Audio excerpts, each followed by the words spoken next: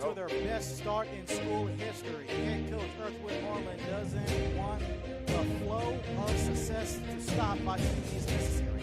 A good start to a season is important, but a good finish is extremely vital. The Cardinals are undefeated in region play entering tonight. Edmonton, Floyd is looking to guide the Redbirds back into the playoffs after a 2-year absence. If the season was to end today, Jonesboro would be in the playoffs. For 12 Oak Stadium in Hampton, Georgia, the Georgia Media Network Services presents high school football tonight as the Tigers of Mundyville against the Cardinals of Jonesboro.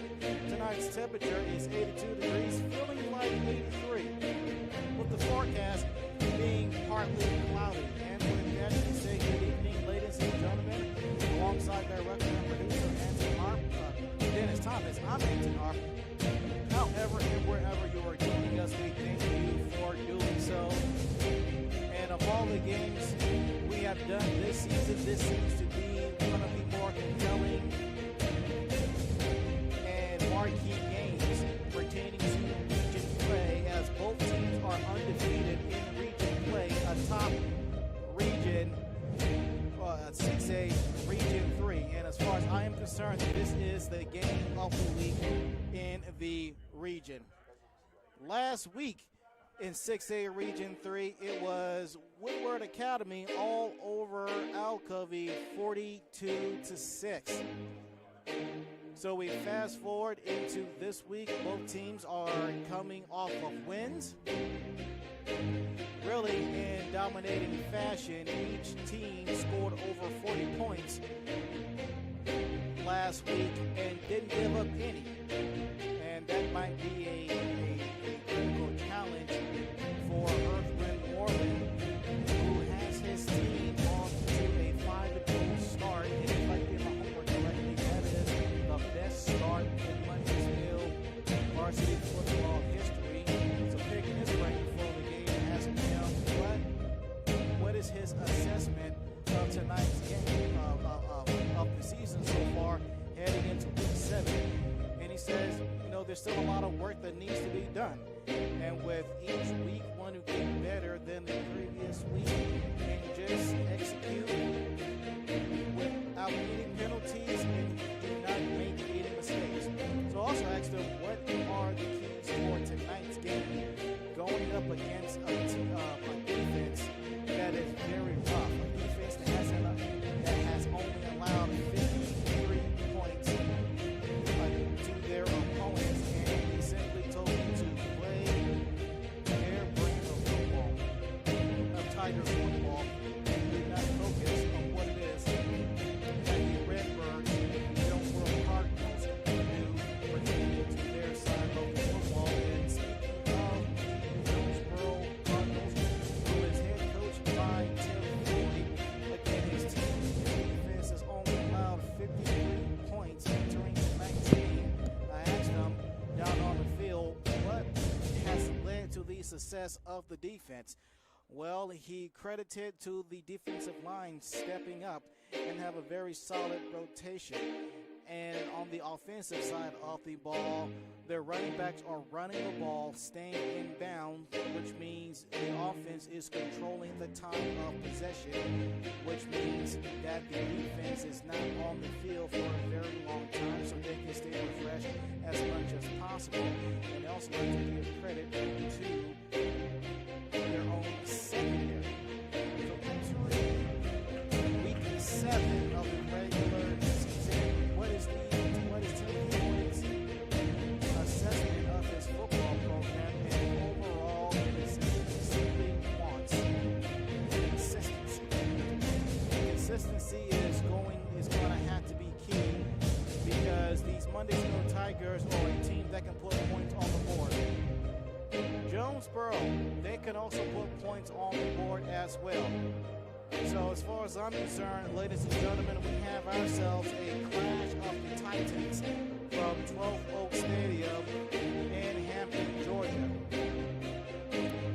And we will step aside and take a brief 2-minute timeout on the Georgia Media Network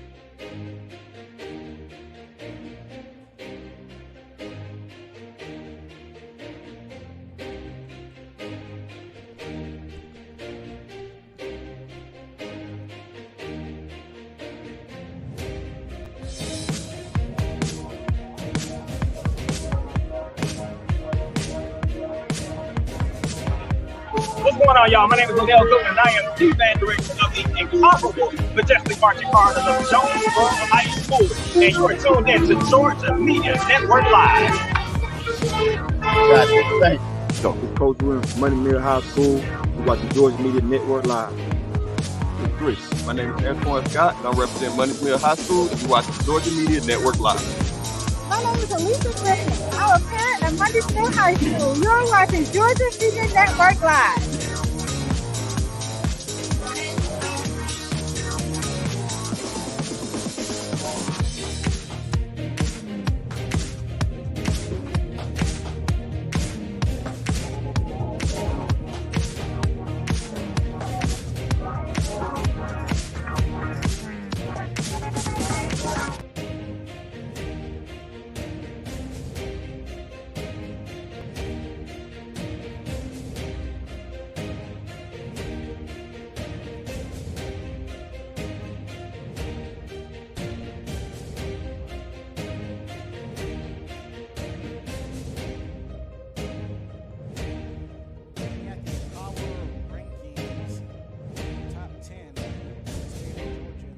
According to Max Prep.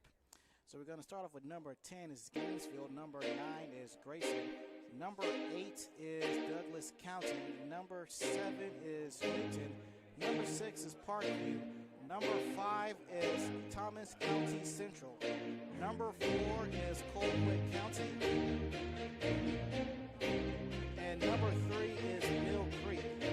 Now I've searched far and wide to figure out who is the number 2 best high school football program in the state of Georgia. For some odd, bizarre reason, could not do so, but nonetheless, number 1 is Buford.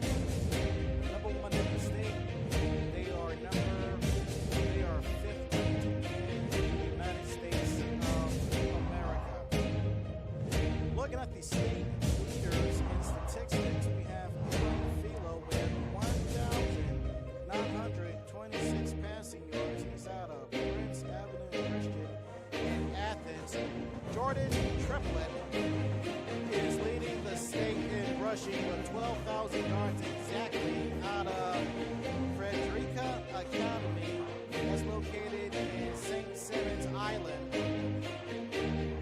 Judson Petty has 687 receiving yards. He is out of North Murray, Casper. Total tackles is led by Bryce Gardner with 76 out of Lanier, located in Sugar Hill. Joshua Hardy has 11 sacks. That's the most in the state. He is out of Etowah. That's located in Woodstock. And with 7 interceptions, it is Tommy Lafayette out of Lampford. That's located in Swanee. Other news pertaining to athletics in the state of Georgia, and this is a report according to the Atlanta Journal-Constitution that the Georgia High School Association is expected to approve a bylaw that will allow high school athletes to make a profit from their own name, image, and likeness. Should that agreement happen, the state of Georgia will be the 30th in the state to do so.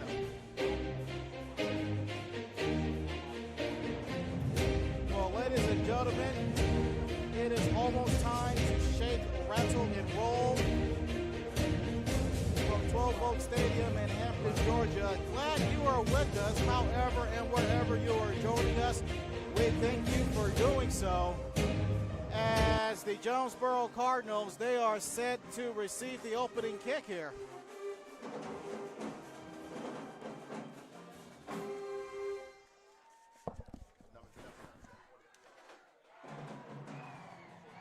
And at least for the time being, we have only one marching band, and that is of the Jonesboro Cardinals, who, in my personal opinion, got to be the best band in all of Clayton County, but that's just one man's opinion.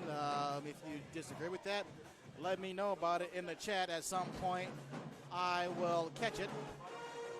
But the Tigers are finally on the field. as it is almost time to shake, rattle, and roll here.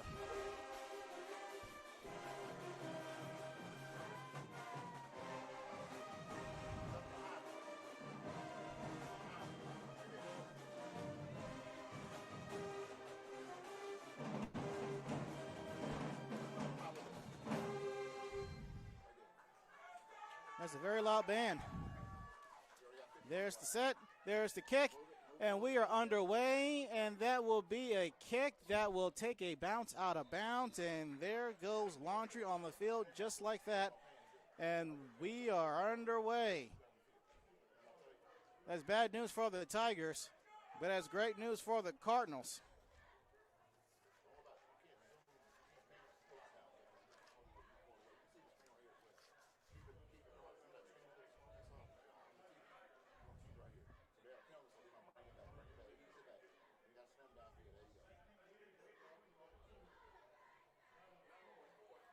So the game starts off with a penalty here. That's not good.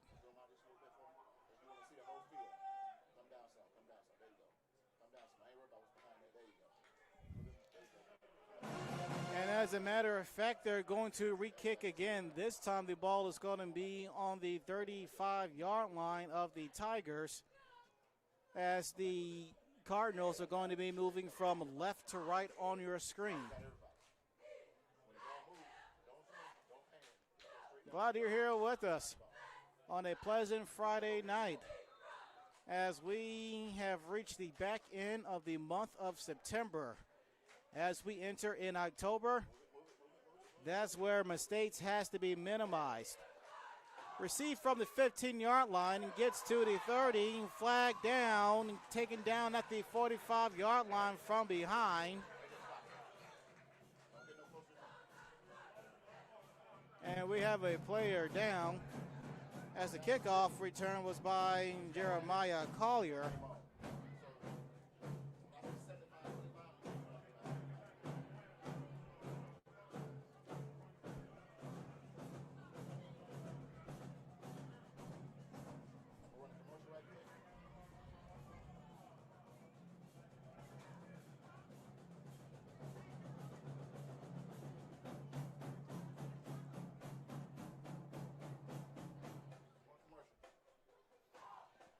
So while they are attending on the player on the Clayton County logo, we will step aside on the Georgia Media Network services.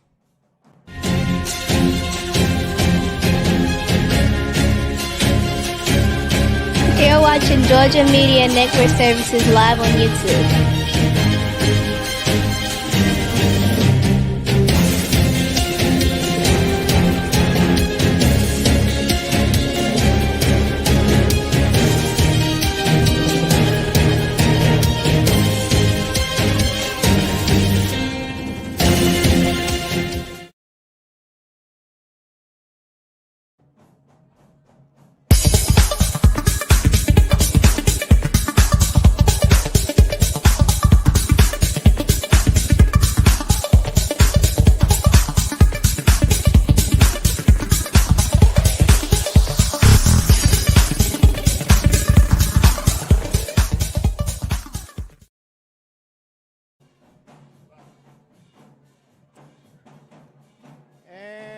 This player is still down on the Clayton County School logo. As a matter of fact, the training staff are reaching for the assistance of the cart or ambulance altogether. And this is something that you never want to see.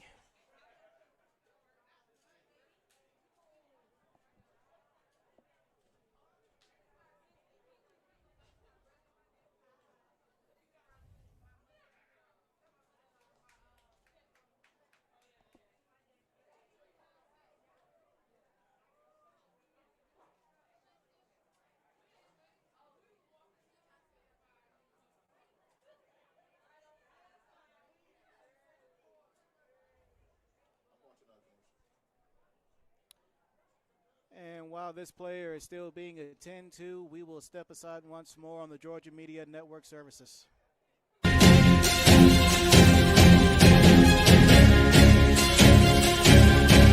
You're watching Georgia Media Network Services live on YouTube.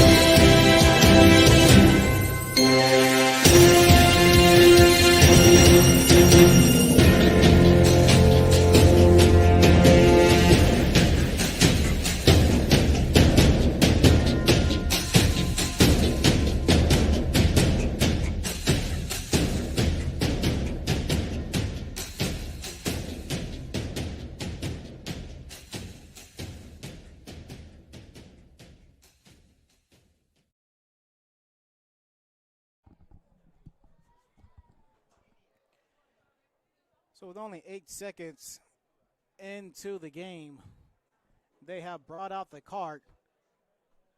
But to this point, they have yet to bring out the stretcher or anything else, and that is good news there. As stadium personnel is on the field with the trainers. Head coach Earthwind Moreland is making his way, is there on the field. One of the coaches is making their way to the situation as well, and they have brought out yet another cart.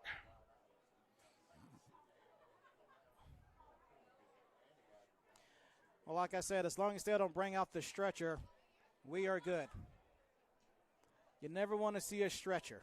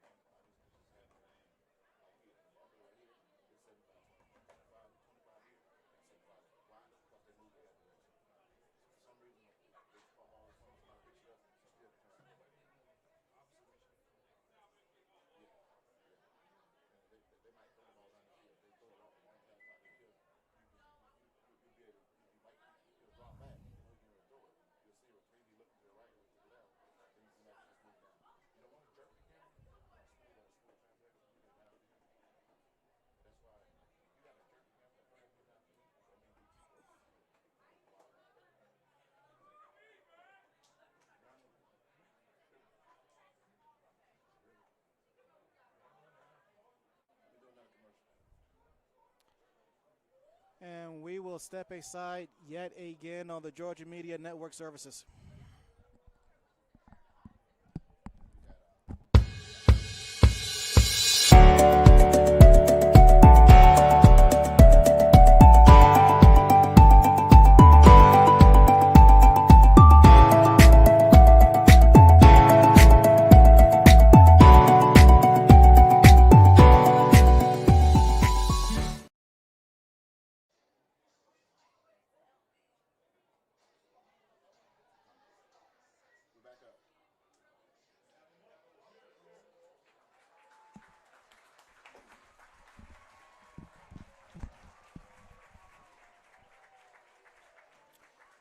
As the player gets a nice ovation as both teams return onto the field. He is sitting up in the back of the first cart that made it onto the field.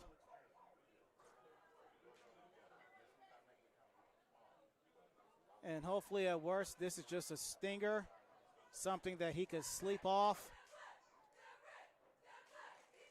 And he could be good to go within a few days from now. But we're glad you're with us.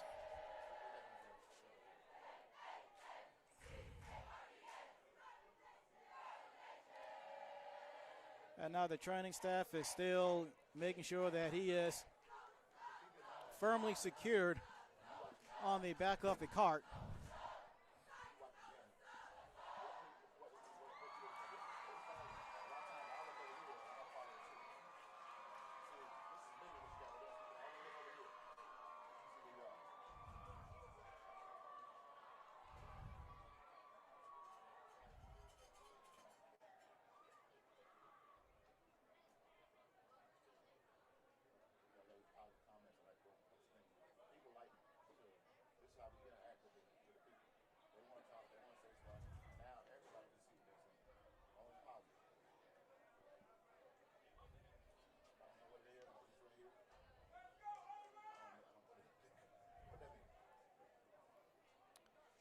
The Georgia Media Network Services is a 501c3 nonprofit organization. It's dedicated to career development and academic achievement through media technology. Our organization is committed to providing students with a media opportunity, technology support, and training that will prepare them for careers in the media industry. For more information on the Georgia Media Network Services, please contact us at gamedianetworks.com or georgiamedianetwork@gmail.com.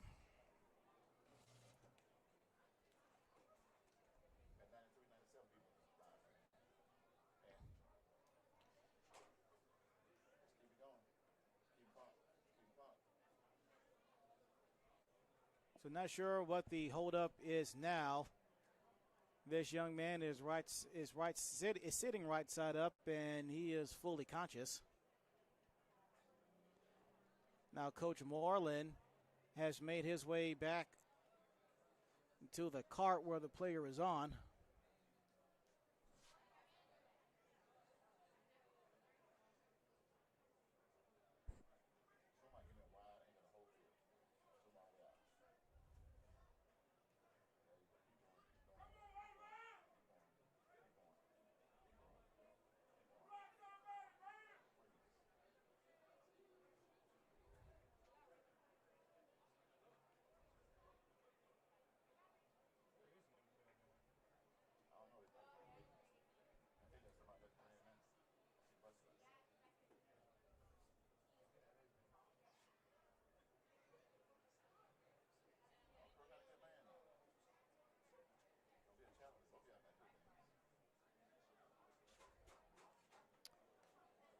All right, both carts are beginning to make their way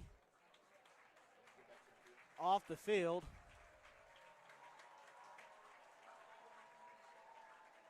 And a nice applause from both sides, wishing the young man well.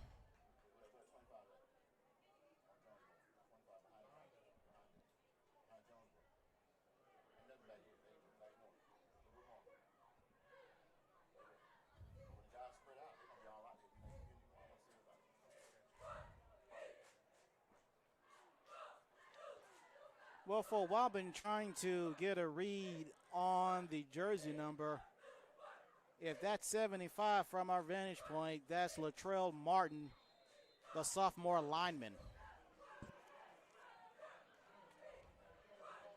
So now we are set and ready to play some football. 1st and 10 from the 15-yard line. Cardinals have multiple men in the backfield. Now they are switching it up, as it is It is Jamon Jones as the QB. He loses a defender at the 15, running upfield with people.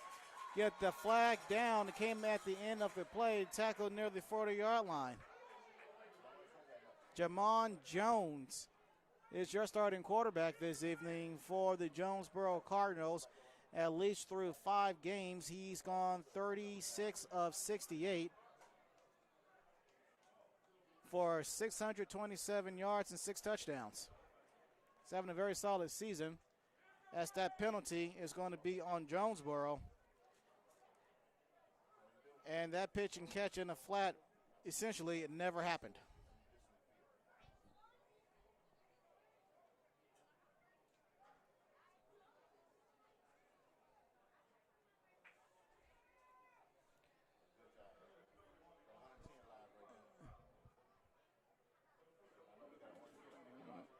And so the penalty would be from the spot of the foul.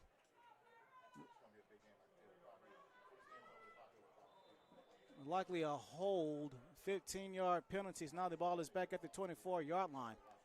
Crowded backfield, got a man in motion. There's snap, there's a play fake, and eluding a defender, wrapped up and taken down.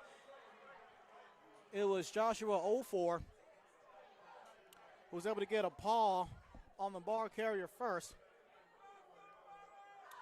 Through 4 games, he has 42 tackles, and that's among most in the region.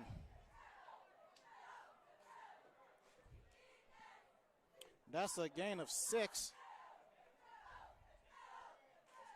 Second down and 4 here. Ball at the 21-yard line. Ball's on the far left hash. There's the snap. Here come the rush, throwing down the field. That is bobbled and almost intercepted.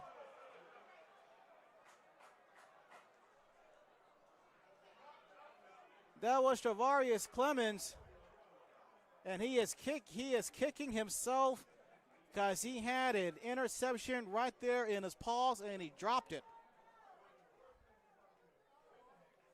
The Cardinals dodged a bullet there. It is now 3rd down and 4. Ball still on the 21-yard line.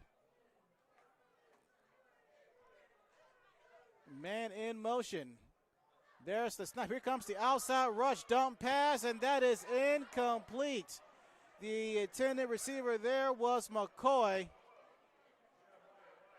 You had somebody coming around the left side, getting into the face of Williams. Excuse me, Jones. Jones is the quarterback, I beg your pardon.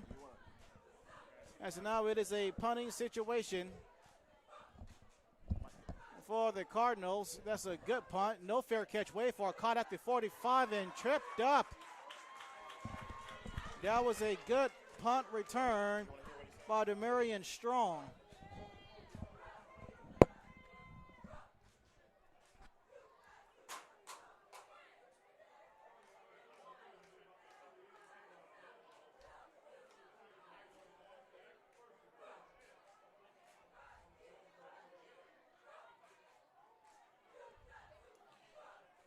So now looking at the the Monday's Mill Tigers offensive unit, and they're in good field position. Ball is down at the 38-yard line as the Tigers are moving from left to right on your screen. Ball is on the near left hash. 1st down and 10. Morton is your starting quarterback. It's going to be a handoff running outside, going nowhere. That was Christian Gonti through 2 games. He's had at least 5 sacks. At least 5 tackles.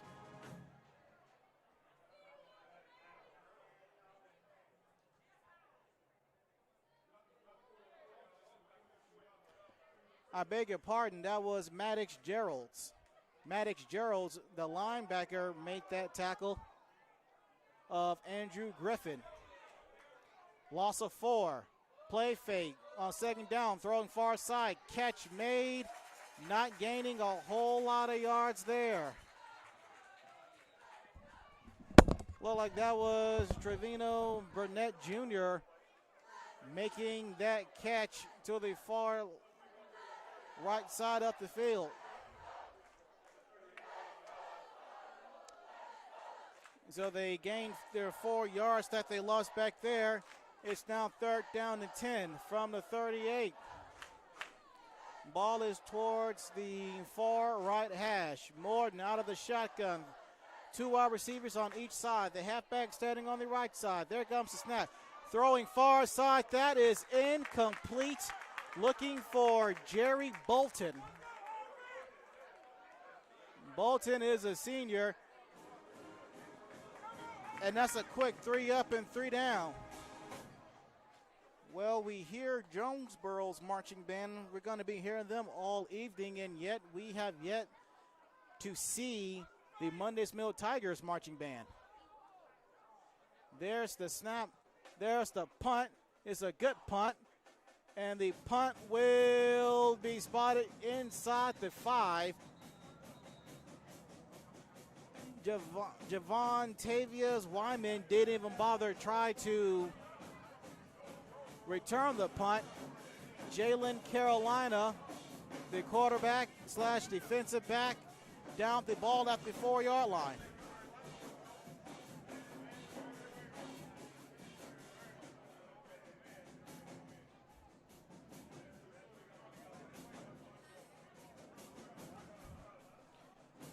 No score, 2 minutes, 48 seconds going by in the first quarter. Well, speaking of the Monday's Mill Tigers, they are arriving late to the party, but nonetheless, they are arriving. As a matter of fact, you had patrons beginning to sit on their side of the field, and now stadium officials have ushered the people away from where Monday's Mill Tigers marching band will be sitting.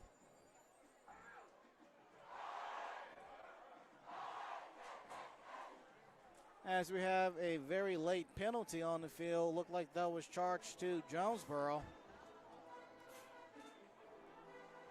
Ball was at the 4, now is at the 3.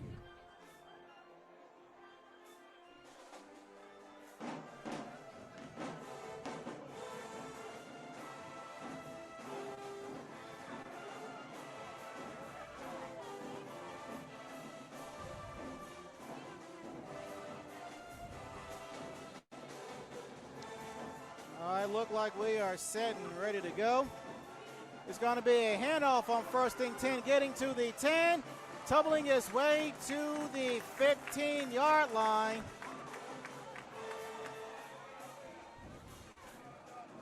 That was Donovan McCoy. He gets the first down. Cardinals going no huddle here. It's going to be McCoy again, and he trips up as he got back to the line of scrimmage. Through 5 games for McCoy. 36 rushes, 345 yards with 3 touchdowns. Again, that's through 5 games.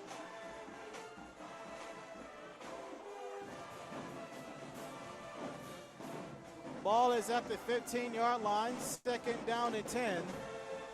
Ball is on the near right hash. There's the snap. It's going to be another draw. It's going to be McCoy, and McCoy was wrapped up, crossing the threshold of the line of scrimmage by Travaris Clemens. Through 3 games, got at least 13 tackles and a sack for 1 yard up to this point.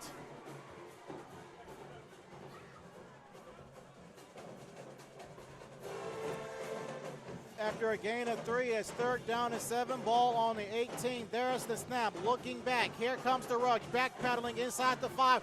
Throwing the ball out of bounds to his own sideline. And kudos to the Tigers defensive front. They are being very aggressive early on against these Jonesboro Cardinals offense.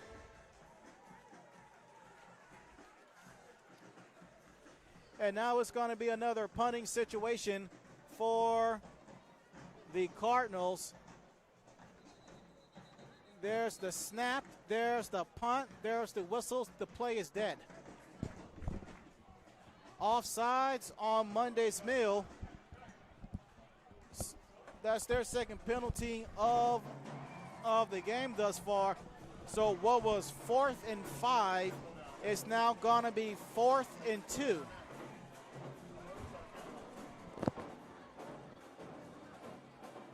And so the Redbirds, they just may go for it here.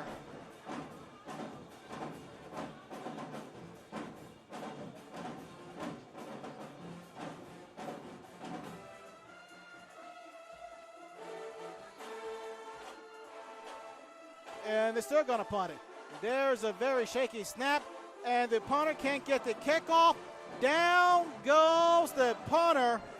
The punter is Christian Smith, and he was wrapped up and taken down by Joshua Ofor, among others. And the Cardinals turn the ball over on downs.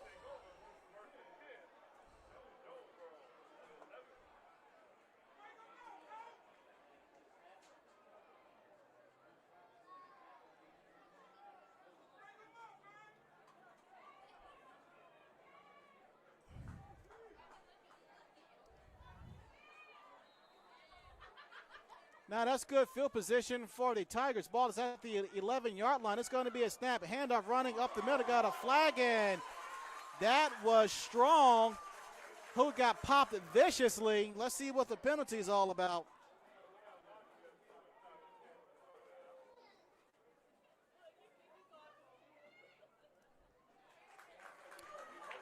And that's going to be against the Tigers.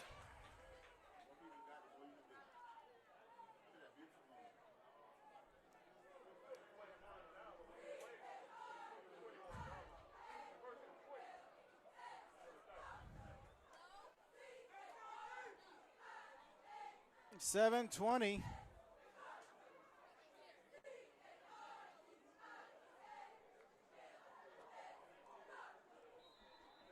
So that's a hold. It was first down and 10 at the 11. Make that first and 20 from the 21. There's the snap, handoff, and backpedaling, trying to gain yardage, could not do so. That was Jabbar Sims. Through one game, 7 carries for only 2 yards.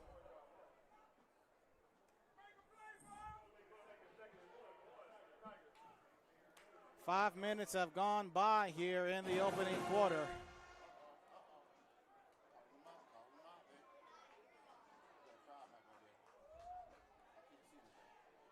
After a loss of 1, second down and 21, ball at the 22-yard line. Morton from the shotgun. Looking back, he's stepping up in the pocket, trying to dump it off, and he does. Jerry Bolton into the end zone for 6. That is a 22-yard touchdown pass for the Mundy's Mill Tigers.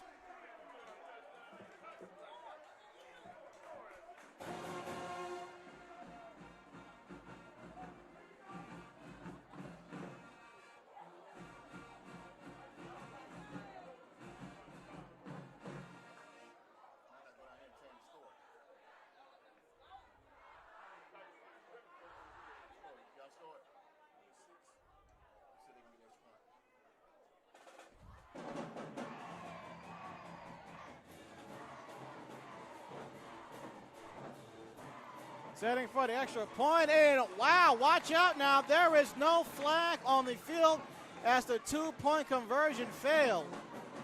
That was an arm to the helmet action. So because of that, 6:32 remaining, 6-0, Mundy's Mill Tigers leading it midway through the first quarter.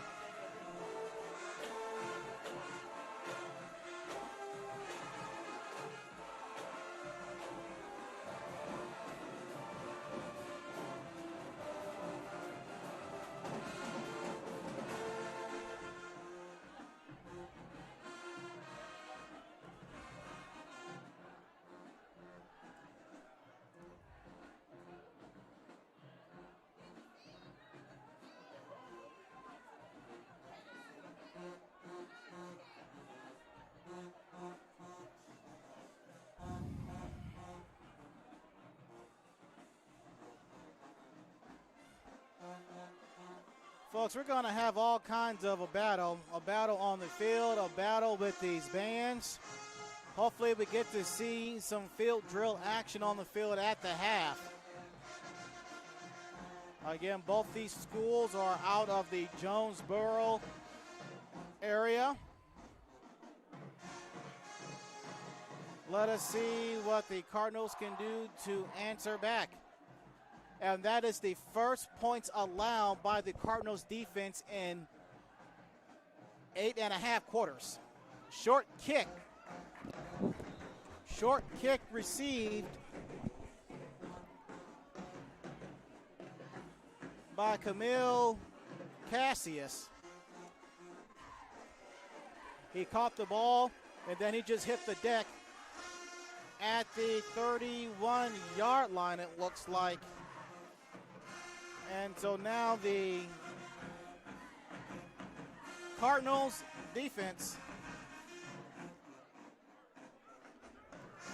and now the Cardinals offense, I beg your pardon, they will get their third possession of the first quarter here.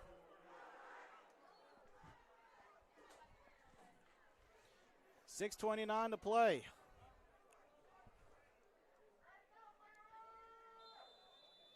One man in the backfield, 3 wide receivers to the near right, 1 in motion. There's going to be a draw play, fake throw down the middle. That is caught over the middle, then he dropped it.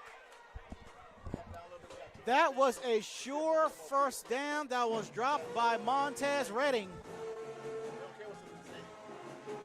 Redding is a senior. And hopefully that will not come back to haunt the Cardinals in the later on in this drive.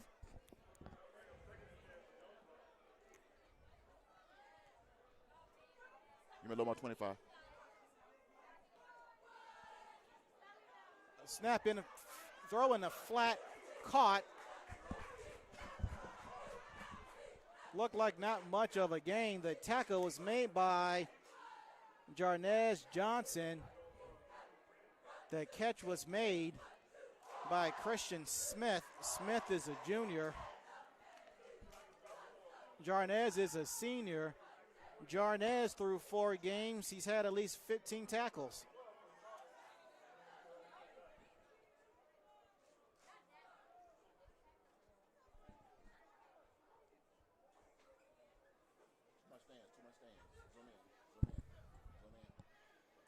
Third down and 12, ball at the 29-yard line. Under 6 minutes to play. We have Laundry on the field, possibly a delay of game. That is a delay of game, and that will be against Jonesboro. We are tied at 3 in penalties here.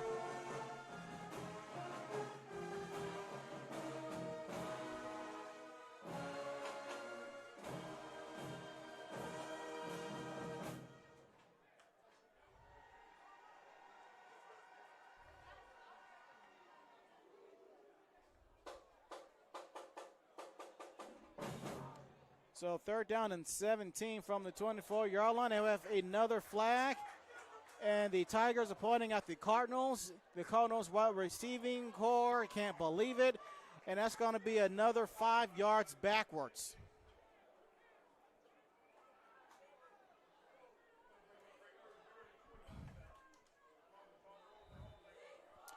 No, that's going to be third down and 22.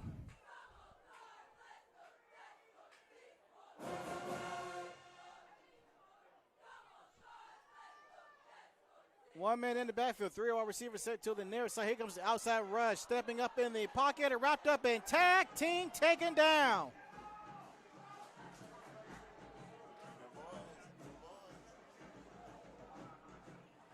Down goes Jones.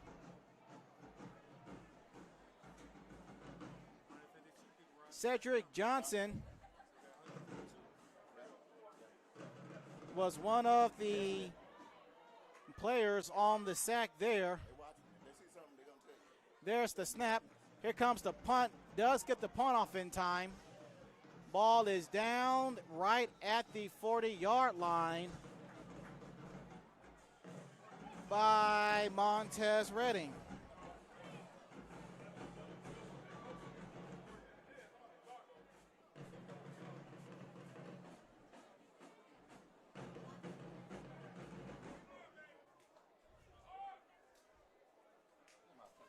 Six-0 our score, 4:20 to play in the opening quarter. A 22-yard touchdown pass from Morton to Bolton for the Tigers. The 2-point conversion was failed. On first down and 10, got a flag on the field on the delayed handoff. Kamarian Ogletree through one game, 5 carries, 14 yards. And a touchdown.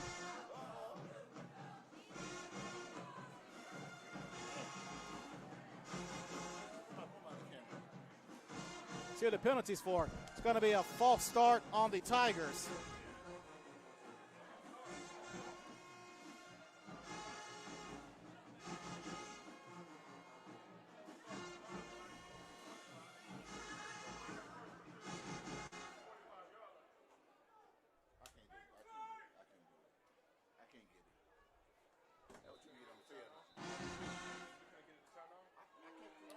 So first down and 15, ball at the 45-yard line, ball on the far left hash. far right hash. Shotgun formation. There's the snap. Here, outside rush. Morton throwing near side. That is almost intercepted. Wyman almost had himself an INT. The intended receiver there was Jerry Bolton.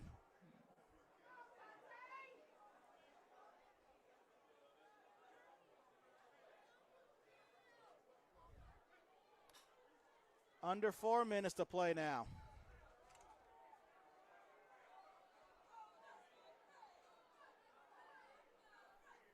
Second down and 15 from the shotgun formation. 2 wide receivers on each side. Morton looking, throwing down the field. That will through, just out of the reach of Jerry Bolton. He's the intended receiver. Jamar Owens was on the coverage.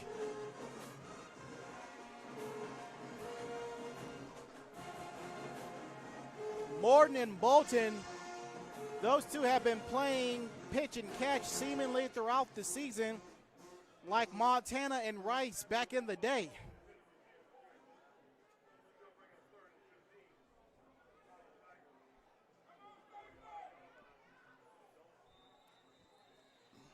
As look like we have a timeout, and we do. It will be charged to Monday's Mill.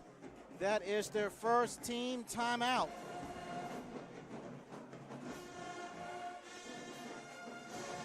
Unable to make the big game, have family and friends out of state, or just got to work late? Well, we have a solution for you. Just stream the game live from wherever you are by searching on YouTube or Facebook to see your favorite sporting event live. Remember, search Georgia Media Network Services. It's free.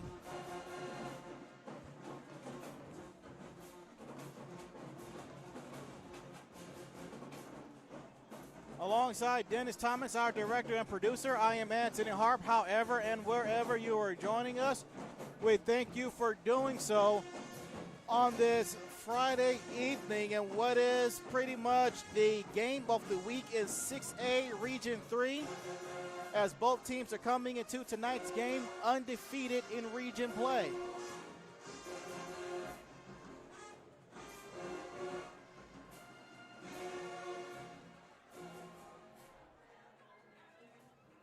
Yes, these bands are very well trained. They can keep playing as long as they keep the volume down so the refs won't make a big fuss about it. Third down and 15. Shotgun formation is a play fake, launcher on the field.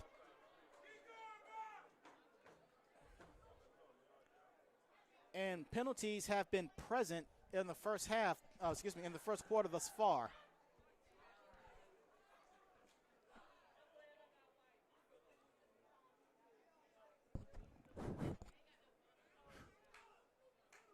There is no penalty or anything, and Morton and the offensive line, boy, did they dodge a bullet there. What are they doing? So you got Boger coming out and Jalen Carolina coming in. Morton is standing beside Carolina.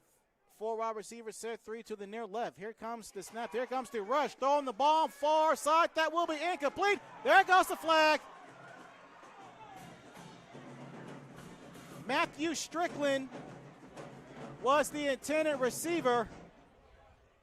That was a clear passing interference. Looked like that was Chris Francis, the cornerback, the junior.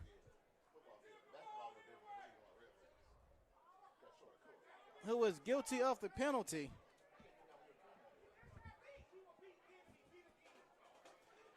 So that's going to be, there should be a fresh set of downs for the Tigers. And it is a fresh set of downs for the Tigers.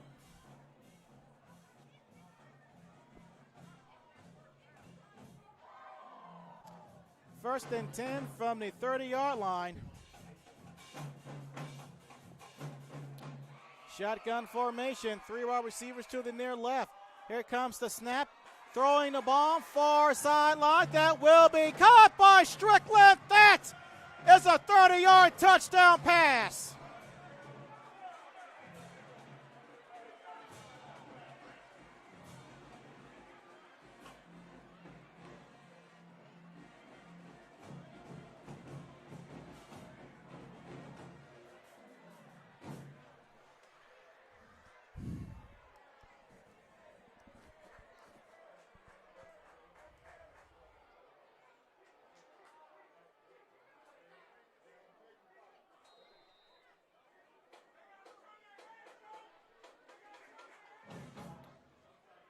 And they're going to go for the two-point conversion. In fact, Morton is coming out of the game. He comes out limping a little bit.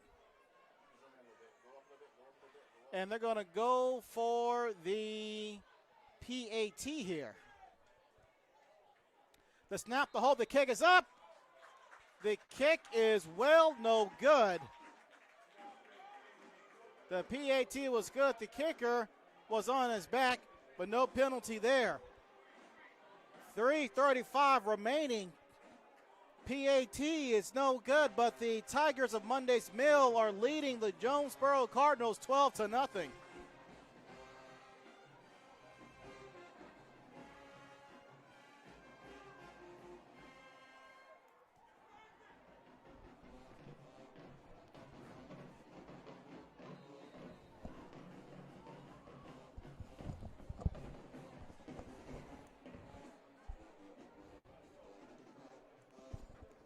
Check, 1, 2.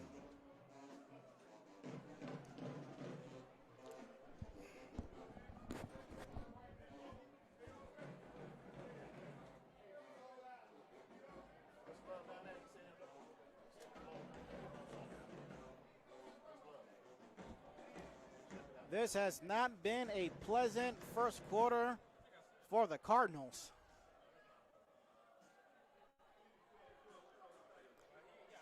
As this crowd for Jonesboro is pretty large, not so much for Monday's Mill. And Monday's Mill typically play their home games at this stadium.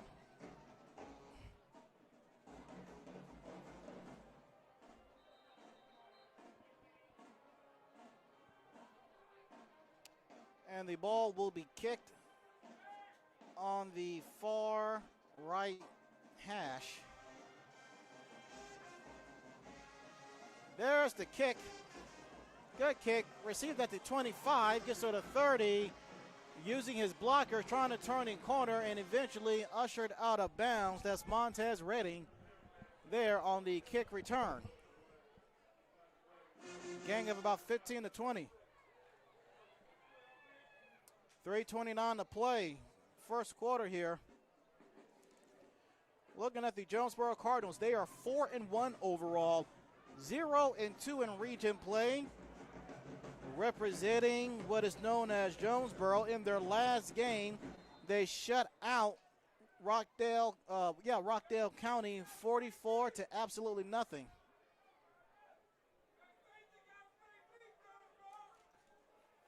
Ball at the 36-yard line. Man in motion. 1 man in the backfield. There's the clap. It's going to be a quarterback keeper trying to cut inside. Crossing the 35, taking down at the 37-yard line.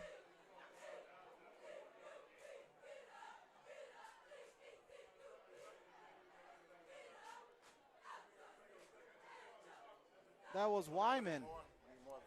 Wyman with the short carry there. Through 5 games, 11 of 20. 90 yards, 2 touchdown passes. There you go, right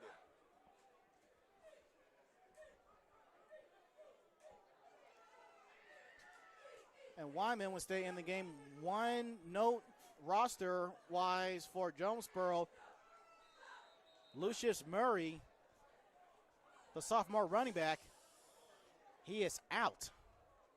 I cannot figure out where your camera's not working. And we have a timeout here. A timeout charged to Jonesboro. That is their first team timeout. Each team has 2 timeouts remaining here.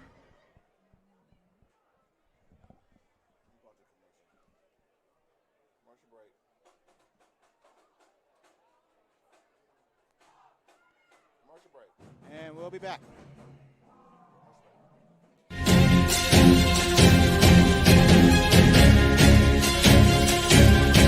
You're watching Georgia Media Network Services live on YouTube.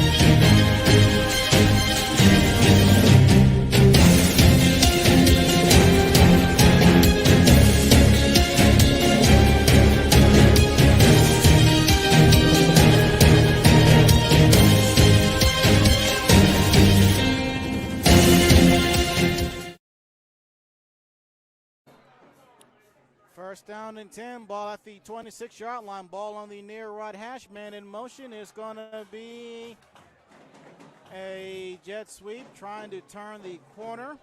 That's Redding. Approaching 2 minutes to play in the opening quarter. Cardinals are down 12 points. And that's something that really hasn't happened a whole lot this season, where the Cardinals are trailing, but that is the case thus far in the opening quarter. It's going to be third down and 10. Got to get to the 46 for a first down.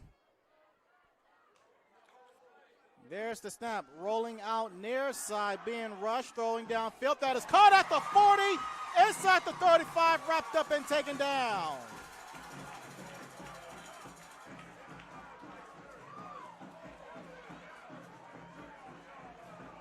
That was Mario Presley, the junior wide receiver, who was taken down by Christian Gonti. Gonti through 2 games, 5 total tackles.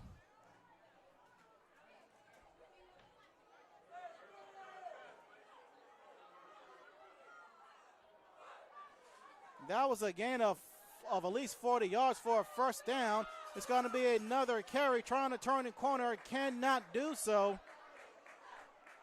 McCoy trying to turn the corner, but Antonio Hardwick would not let that happen. Hardwick through 4 games, he has at least 10 total tackles. Under a minute to play here. Ball is at the Tigers' 32-yard line here. And these Jonesboro Cardinals fans, they showed up tonight. That's a loss of 2. Here comes the rush. Throwing downfield, far side. That is tipped and incomplete. Nearly intercepted. That was Hardwick. Again, making his presence known defensively.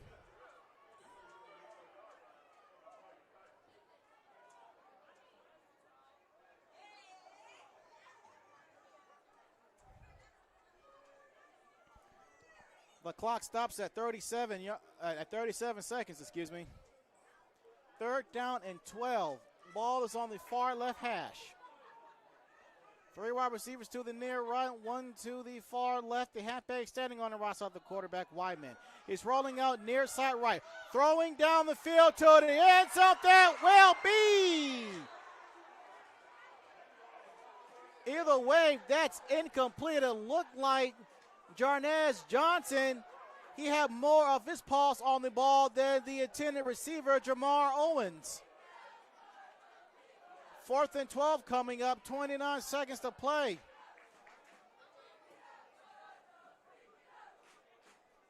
Wyman was going for the touchdown pass.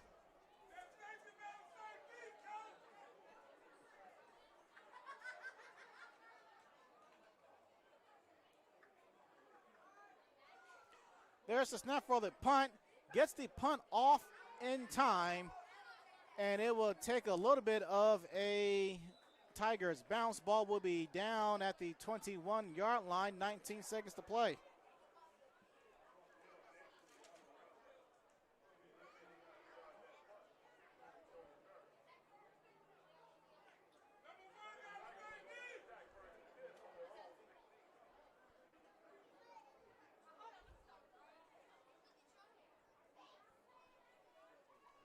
So the story for Jonesboro in the first quarter, nothing but punts. We just seen Jonesboro 4th punt in the first quarter. First down and 10, ball at the 16-yard line for the Tigers. It's going to be a draw up the middle, wrapped up and taken down.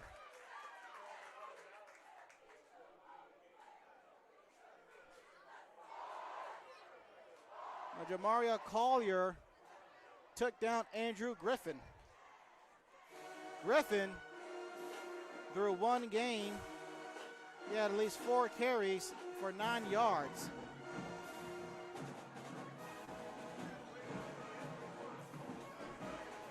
And that will be the final play of the first quarter from 12 Oak Stadium in Hampton, Georgia. All Tigers here, 2 touchdown passes by Morton.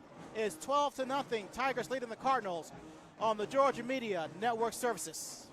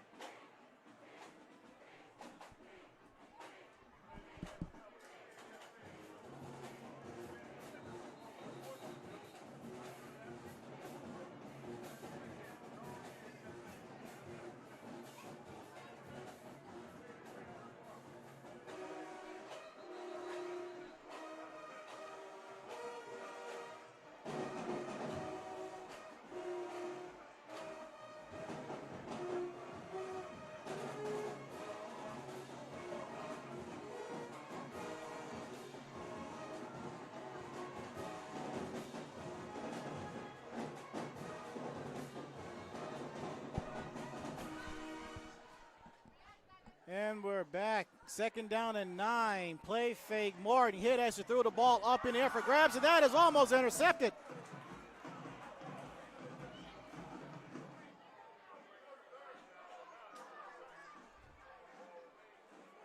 Jerry Bolton was the intended receiver, but Owens and Gerald's was there playing throw 'em up, eat 'em up. One of those two nearly came down with it.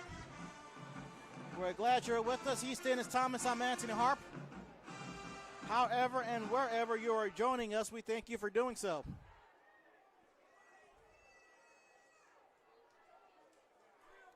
Third down and 9 from their own 17-yard line. There's the snap, throwing far side. That will be incomplete.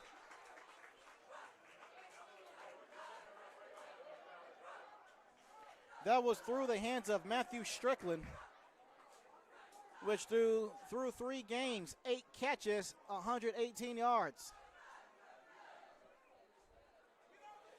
Now the Tigers are moving from left to right on your screen as they switch sides. There's the first punt, caught at the 45-yard line in the second quarter, and getting ushered out of bounds near the 30-yard line, and there is a flag on the field there.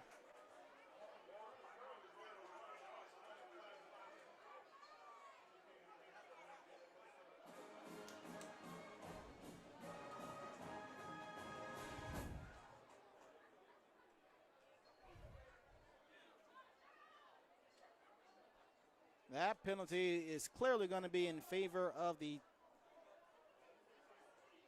Tigers. I mean, of the Cardinals.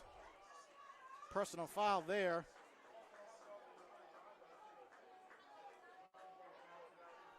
First penalty. 24 seconds into the second quarter, and the Tigers are already gets bit by the penalty bug.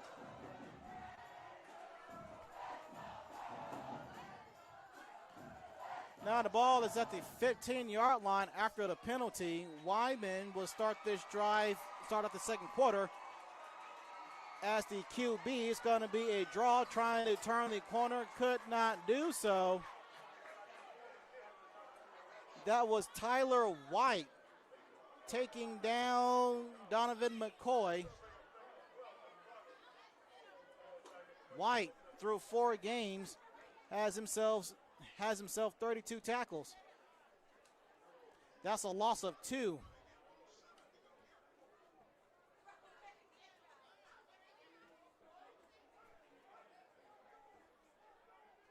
Second down and 15. Ball is now at the 17-yard line as the Cardinals are moving from right to left on your screen. Wyman looking, throwing downfield, near side, caught at the 5, enter the end zone for 6. Touchdown, Jonesboro Cardinals.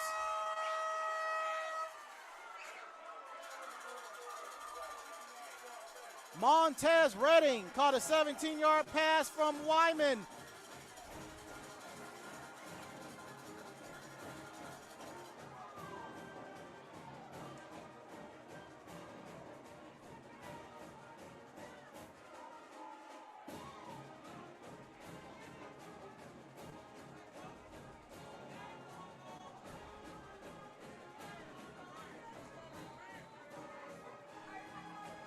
The snap, the hold, the kick is up for the PAT, and the kick is no good.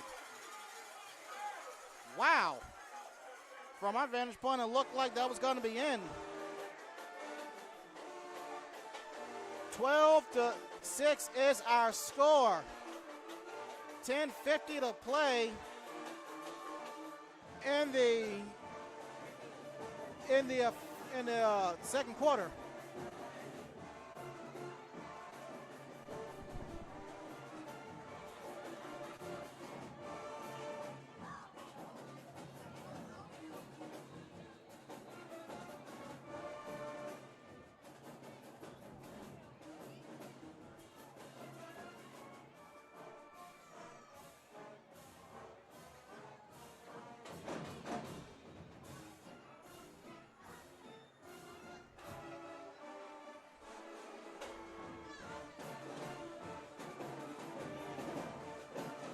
After a very pedestrian start for the Cardinals in the first quarter, they start the second quarter with points on the board in their first possession.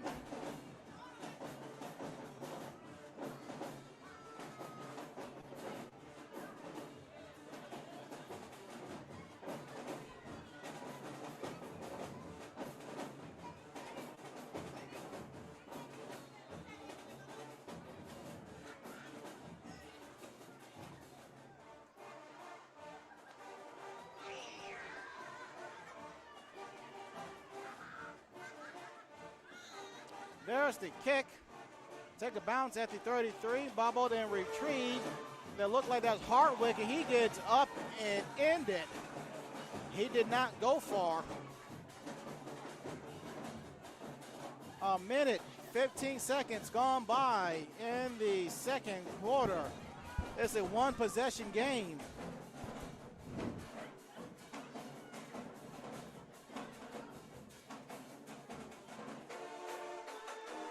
Looking at the Jonesboro Cardinals, they are out of, Mundy's Mill Tigers, they're out of Jonesboro. They are 5-0 overall, 3-0 in region play in their last game. They shut out Forest Park at Forest Park, 43 to absolutely nothing. First down and 10, ball at the 29-yard line. It's going to be a draw running up the middle and not going anywhere.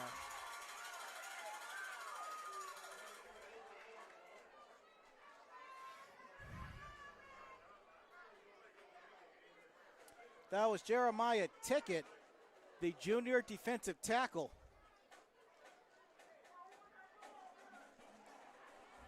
No gain.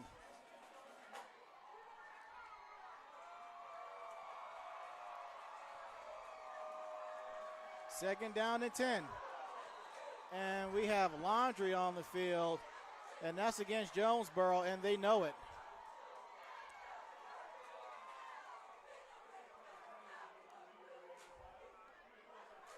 Hey, turn my mic on and talk with you. Hey. Ant.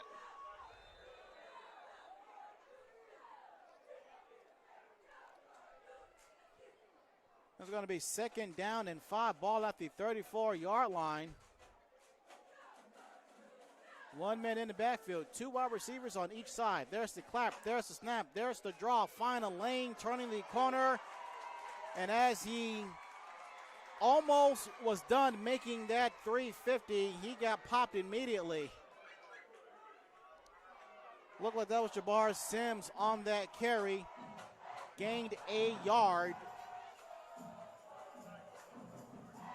3rd down and 4 from the 35-yard line. Ball is on the near right hash.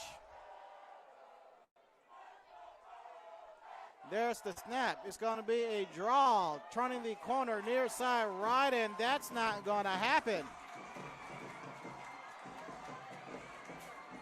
That tackle party was led by Justin Hill,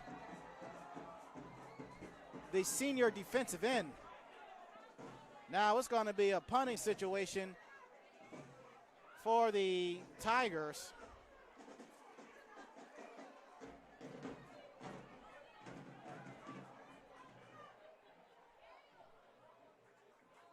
Clock is still running here. 8:40, clock ticking. First punt of the second quarter for the Tigers. There's the punt, and that will take a Tigers bounce inside the 30. Rolled down at the 26-yard line.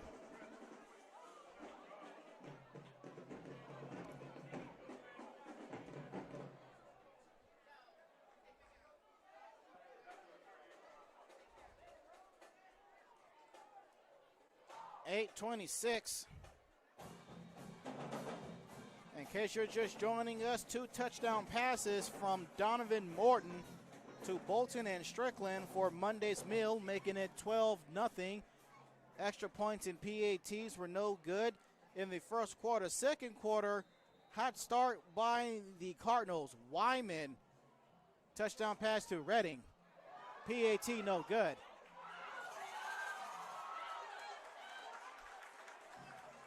And McCoy is finally taken down by Jerry Bolton, who plays two-way football. McCoy was doing his dance, playing hard to get. That's a gain of 8. No, that's a gain of 9. So it's going to be 2nd down and 1. Ball on the near left hash. Man in motion in the backfield. A little play fake. Throw down the middle. That is caught in a slant. Crossing the 50. Crossing the 45. Denied. The pile is going forward. How about the teammates for Jonesboro? The linemen, the big fellas, moving the pile forward, helping his teammate gain extra yardage, Anthony, and he does so for a big gain of 40 yards for a first down. It's hard to stand by and watch this game. I mean, let me say a couple things. If you're at home and you're watching this game, you need to call your students and family and friends. This is going to be a good game. I mean, both teams, a good thing God, he got time on the field. We can talk a little bit. This is going to be a game that you want to watch of the season. I think we thought the first game against Lovejoy and Monday's Mill was a big ball game. But Jonesboro, a team that only lost one ball game and did a few things wrong, and Monday's Mill is completely undefeated. These are I would say Clayton County, a rival game tonight. Is the biggest thing in Clayton County. Guys, this is an exciting ball game. There's a lot more to come in the second half, and not to mention the halftime show. Anthony, the halftime show. 2 of the best bands in Clayton County, Jonesboro and Monday's Mill. Folks, I tell you, I'm excited. We're here. We're watching it. We're trying to show you everything we can. I want to tell you, don't go anywhere for halftime. We're going to show you the halftime show, and you'll get a chance to see exactly what we see. I'm about to run out of breath. Go ahead. That was a 30-yard pass by Wyman.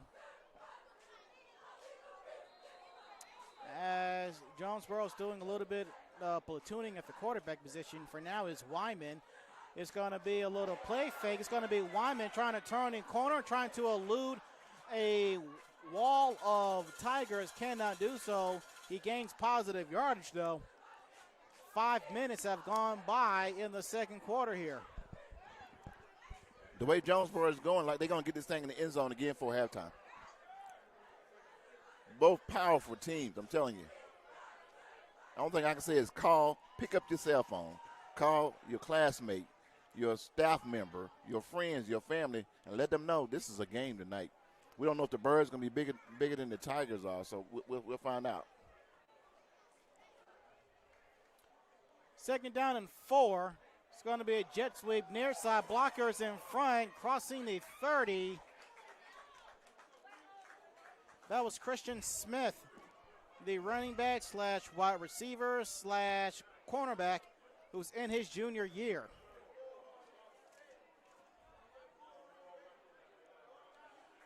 Looking at the Jonesboro Cardinals, they are ranked 131st in the state. In Class 6A, they are ranked 22. Jonesboro has scored 186 points, but check this, folks. Their defense has allowed only 53. 3rd down and 4 from the 29, ball on the near left hash. We have Laundry on the field. False start against Jonesboro. Second penalty of the second quarter. Clock stops at 5:41. 12-6 our score.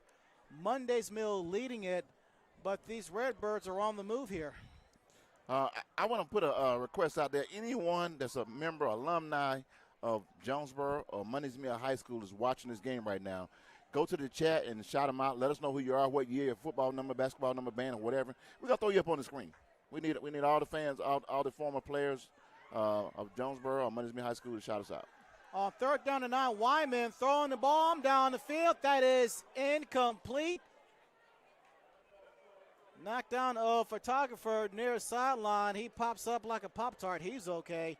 The intended receiver was Mario Presley, the junior wide receiver, and another punting situation for Jonesboro on the Tigers' 34-yard line here.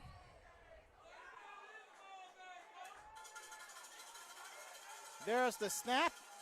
There's the punt. Low line drive punt, and that punt will be down at the 1-yard line by Montez Redding. He's had himself a very active first half on both sides of the ball and now on special teams.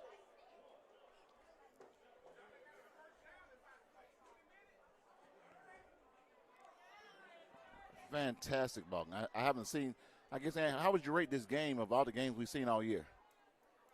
To this point, this is one of the more compelling ones. This is right up there with last season when we covered Woodward Academy and Monday's Mill. Yes. That was a 11-10 final there. And coming into tonight's game, both teams are undefeated in region play. Monday's Mill, they're in first place in 6A Region 3. And Jonesboro is in a two-way tie for second. We'll break that down as the game progresses because that actually involves Lovejoy, a team that we cover quite frequently on the Georgia Media Network services. 1st down and 10 from the 1-yard line. Morton throwing near side. Catch made by Jalen Carolina. He was tackled immediately by John Tavius Wyman.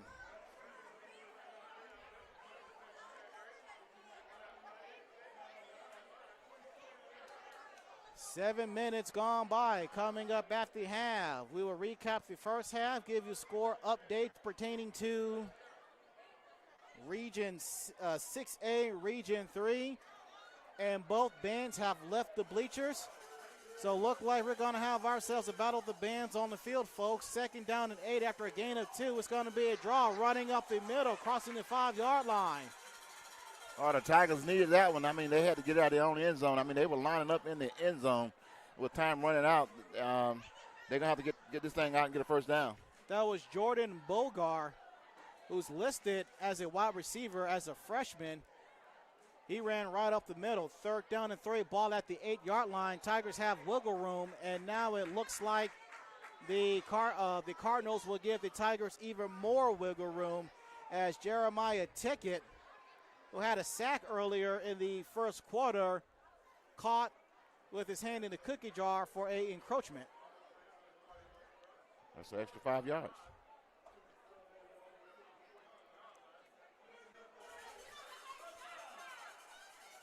That's going to be 1st down and 10. Fresh set of downs. Play fake, throwing far side for Morton. Catch made in the flat. What a tackle. I mean, that's picture football right there by number 17 for Jonesboro. You can't get any better than that. And the Tigers will go no huddle, no gain on the play. Approaching 3.5 to play in the half. 12-6 our score. He's Dennis Thomas. I'm Anthony Hart. However and wherever you are joining us, we thank you for doing so. Ball is on the far left hash on the 11-yard line. There's a little play fake. Here comes the rush. Dump off pass over the middle. Caught by Strong. Running near side. Running between the hash marks. Crossing the 30. He's still looting defenders. Down at the 31-yard line. Nice run by the Cardinals. Picking up that first down was very important. Lots of time still left on the clock to score. Let's see what they're going to do. That was a gain of at least 20 yards. Good call by the coach. And by our count, each team has 2 timeouts remaining. Under 3 minutes to play in the first half. 1 man in the backfield. Morton throwing far side, almost had it, and he dropped it at the 40-yard line.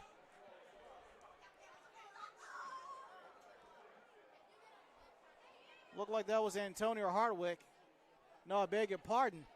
That was Demarion Strong, who just had a big play of a gain of 20 yards just a snap ago.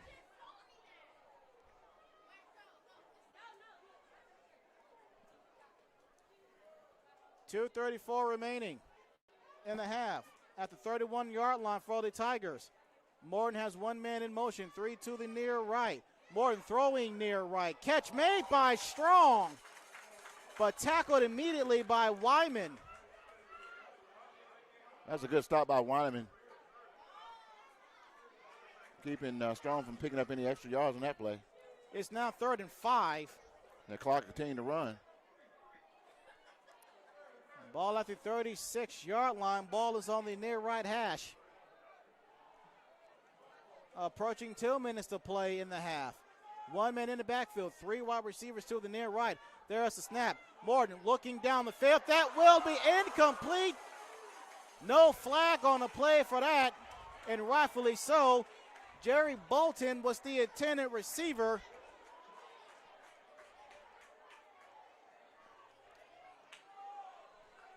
And the clock stops at 1:54. Now it's going to be 3rd down and 7. That was a flag. It looked like they picked it up, man. I don't know what it was, and I saw the official say it was declined.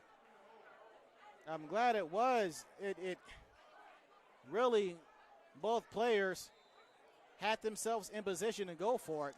They just collided shoulder to shoulder in midair. And for a minute, I thought Mundy's Mills was going to go for it on 4th down, but I mean that been kind of a scary play. But it looks like they're going to punt away this time. And this will be the Tigers' 2nd punt in the half. There's the snap. There's the punt. It will get past the intended punter and the. Don't touch it. Don't touch it. No, they did not. They did. The Tigers claiming that they had it. The ball went by Donovan McCoy. I don't think the officials know either. They're not, no signal yet. Tigers are claiming that they have it. And they do. The Tigers do have it. I mean, the Cardinals are supposed to get away from that. I don't think the first guy touched it. I don't think he did either, but the ball clearly went past him. I mean, that was a real bad play. I mean, you can't make those kind of mistakes and put your opponent in scoring distance. Even though we only have a minute and some change on the clock. What do I record that as? I'm going to record that as punt/muff recover. Muff recover. I tell you, recorded as a 1st down and 10 for Mundy's Mill in the red zone.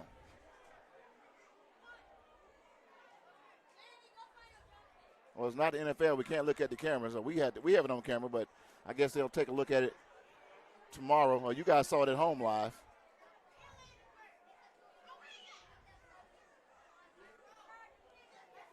If there's any good news out of that for Jonesboro, there is no good news for that. The Tigers are at the 12-yard line. They are inside the red zone, folks. If I can recall correctly, this is the first time the Tigers have been inside the red zone tonight. It's going to be a handoff, turning the corner far side, eluding one defender, eluding another. He's at the 10, 5, goal line, touchdown. Mundy's Mill Tigers from 12 yards out. That's Trevino Burnett Jr. And flags on the play. That's the junior running back. Assuming that the play stands, that's a 12-yard touchdown run for the Tigers. He broke several tackles to get that one in the end zone. He broke at least 3 to 4. Heck of a nice run. Wow. This is a great ball game. And as we look in the stands are pretty full from both sides. I'm looking at the Mundy's Mill across the field, and they got a really nice crowd in Jonesboro. So you guys at home. Jonesboro is loaded tonight. They're loaded. They're loaded. It's about to be standing room only on this side. Wow. What a ball game. If you got, again, I say it again, if you have friends and family at home, classmates or staff members that's not at the ball game, you might want to give them a call and say, you know what, Georgia Media Network Services has this game live on YouTube and Facebook. Yes, we are on Facebook Live as well. Well, I take that back. I see something. I don't think my Facebook's up tonight. And the touchdown does count. It is good.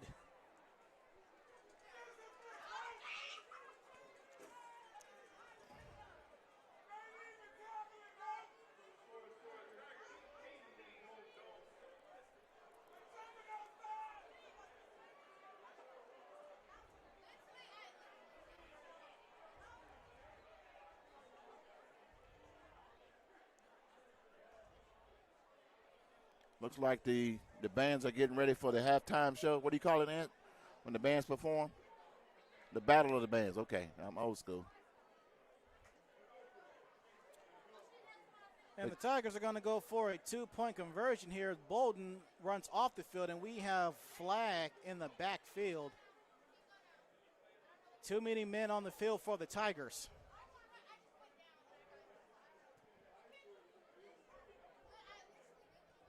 Or is it? You picked up the flag. And Bolden ran off the field. Looked like he comes back onto the field. Maybe there's too many people in the huddle. I didn't see that, but normally that's what happened. Yeah, well, the head referee, he's the one who threw the flag, the white hat. He counted as he made it official when he threw the flag. Still going for a 2-point conversion at the 7-yard line now. There's the clap. There's the play fake. Throwing in on the slant. That is incomplete. There goes the laundry. Jerry Bolton was the intended receiver on the inward slant, being covered by John Tavius Wyman.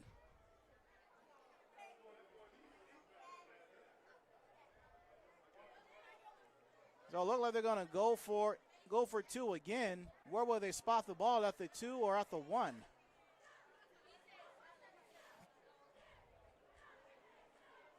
It's gotten a little confusing to me here. It looks like on the 4. Yep, that's where both refs are standing on each side of the field. Man in motion, 2 wide receivers on each side. It's going to be a draw up the middle. Strong. Not strong enough to get across the goal line. Collier, among others, the outside linebacker in his sophomore year with the stop there. So the 2-point conversion is no good, but nonetheless, the Tigers of Mundy's Mill are up by 2 touchdowns, 18-6. 99 seconds to play in the half.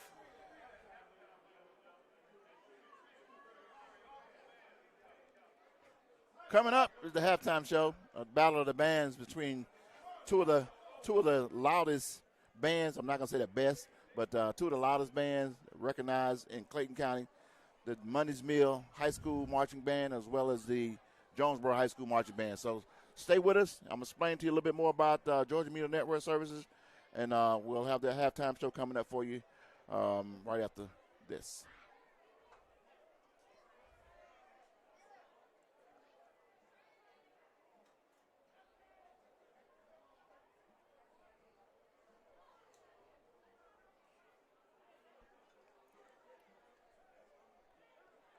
Can the Cardinals score? There's still time on the clock. By our count, they still have 2 timeouts remaining.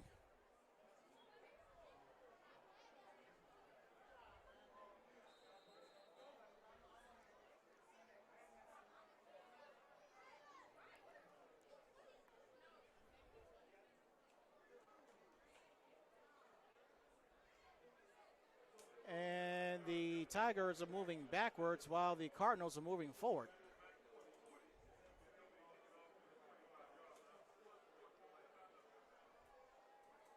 A unsportsmanlike conduct against the Tigers. Third penalty in the second half, in the second quarter. They have 7 overall. There goes the kick from the near left hash. Muff the kick, recovers it, runs forward. From a vantage point that looked like Redding. A costly mistake for the Cardinals on a punt that set up a 12-yard touchdown run for Burnett Jr. The the 2-point conversion failed, making it 18-6. We'll break down the rest of how we got to our score in 1 minute, 23 seconds from now, as it looked like we are going to have ourselves a block party at the half as both bands are on the field getting set and ready to go. First down and 10 from the 48-yard line of the Cardinals. Ball on the far right hash, There's a snap, throw, near side catch made by Redding. Tackle by Matthew Strickland. Strickland through 3 games has at least 4 tackles and an interception for at least 15 yards. 64 seconds to play in the half.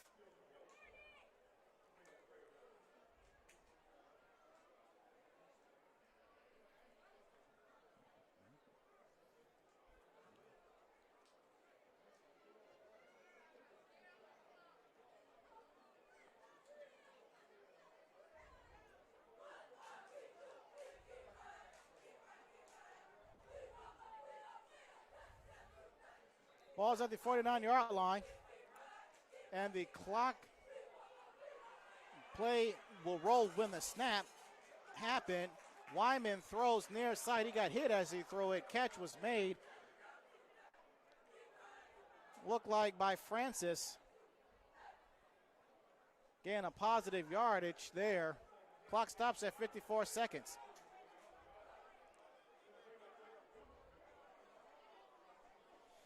It's going to be 4th down and 2 after a gain of 5. And the Cardinals are just going to punt it.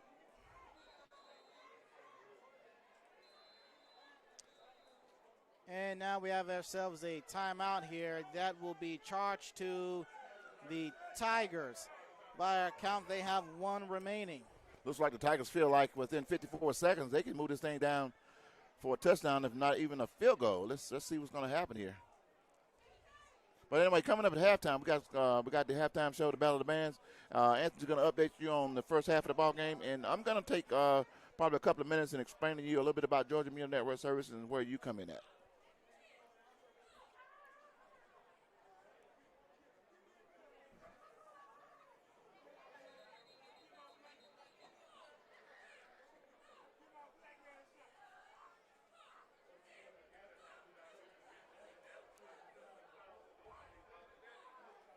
.54 seconds remaining.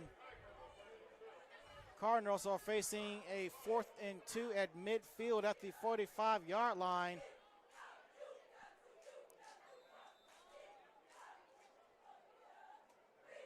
And they're going to go for it here. It looks like they're going to try and catch the Tigers offsides here. If that happens, that's 1st and 10. And it looks like that is indeed what they're trying to do.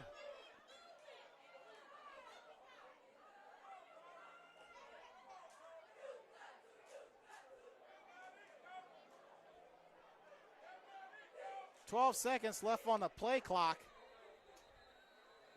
And a timeout is called by who? I don't think it's time. I think it was, well, I see no flags. So. No, it wasn't a delay of game. There was still a little over 10 seconds left on the play clock. No, there's a flag. There's a flag on the other side. I think you said, I think I saw him said there was motion. Yes, there was a lineman on the near left. It looked like he stretched his leg back and put it back in position. I saw that. Now the head official says disregard the flag. So the drama builds on 4th and 2 here at midfield. But who called timeout? We still don't know that yet. Nobody called a timeout. Looks like a timeout to me. Well, we thought it was a flag. Well, the refs thought it was a flag. Yep. Okay, there we go. Now the Cardinals, they're charged with their second timeout. So each team has one timeout remaining in the first half. Well, this gives them a second chance. If they want to try to run a long count and get Mundy's Mill to jump outside, they have that opportunity. Still 4th down. If you're the Cardinals, you're down by 2 touchdowns, and you got the ball to start off the game. So they're trying not to give the ball back to Mundy's Mill. Mundy's Mill, that's a lot of time on the clock. So. Yeah, because Mundy's Mill, they get the ball back to start the second half. Right. So right now, I'm saying they don't want to give it back to them and with a minute left on the clock. You know, that way they can throw the ball downfield and have a big play. So let's see what they're going to do. They're gonna punt it. There's the snap. There's the punt. Fair catch way for inside the 20. Catch made by Jornez Johnson.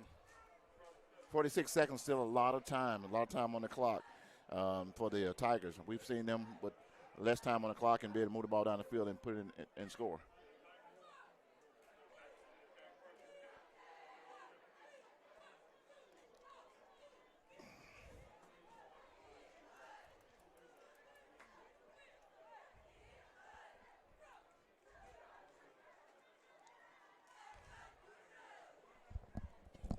The Cardinals will take over on this drive on their own 17-yard line. Ball is on the near right hash.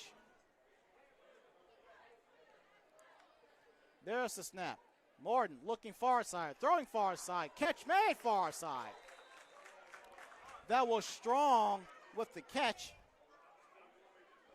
That was Francis with the tackle. 30 seconds to play. Ball at the 23-yard line. Second down and 5. 3 wide receivers to the near right. There's the snap. Morton looking downfield, throwing far side. That will be caught by Strong at the 50. Inside the 40. Russell out of bounds. That's what I'm talking about. That's what Jonesboro were afraid of, that they would take a big shot down the field. Now they're in field goal range and possible got a chance to score with still 12 seconds on the clock. That's a gain of 40 yards. Ushered out of bounds by Francis. Demarion Strong with a pitch and catch. Like he stepped down out of the far bounds left earlier. sidelines. Yeah, like he stepped out of bounds, so they bring it back a little bit. Either way, that's still a first down.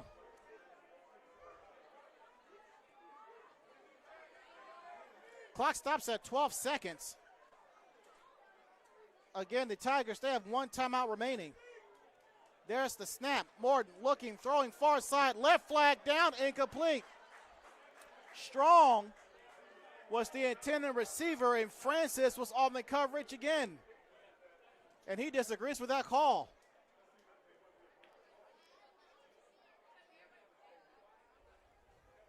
Six seconds. And they bring it back.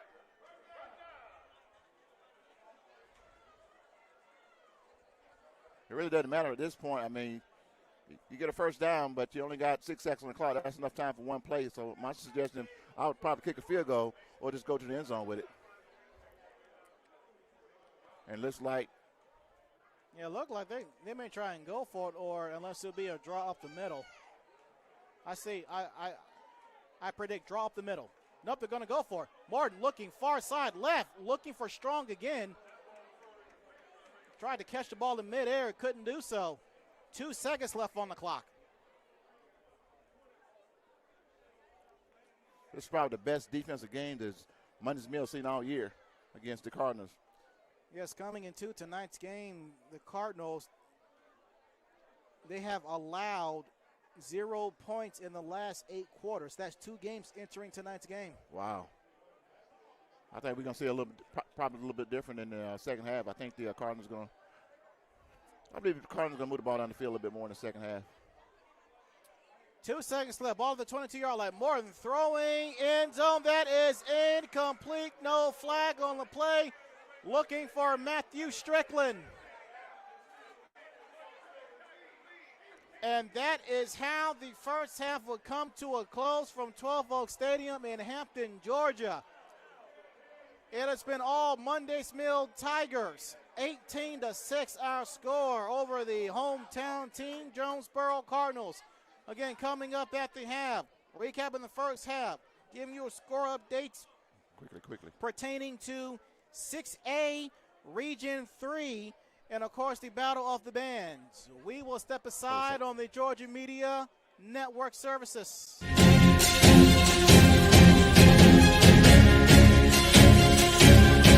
You're watching Georgia Media Network Services live on YouTube.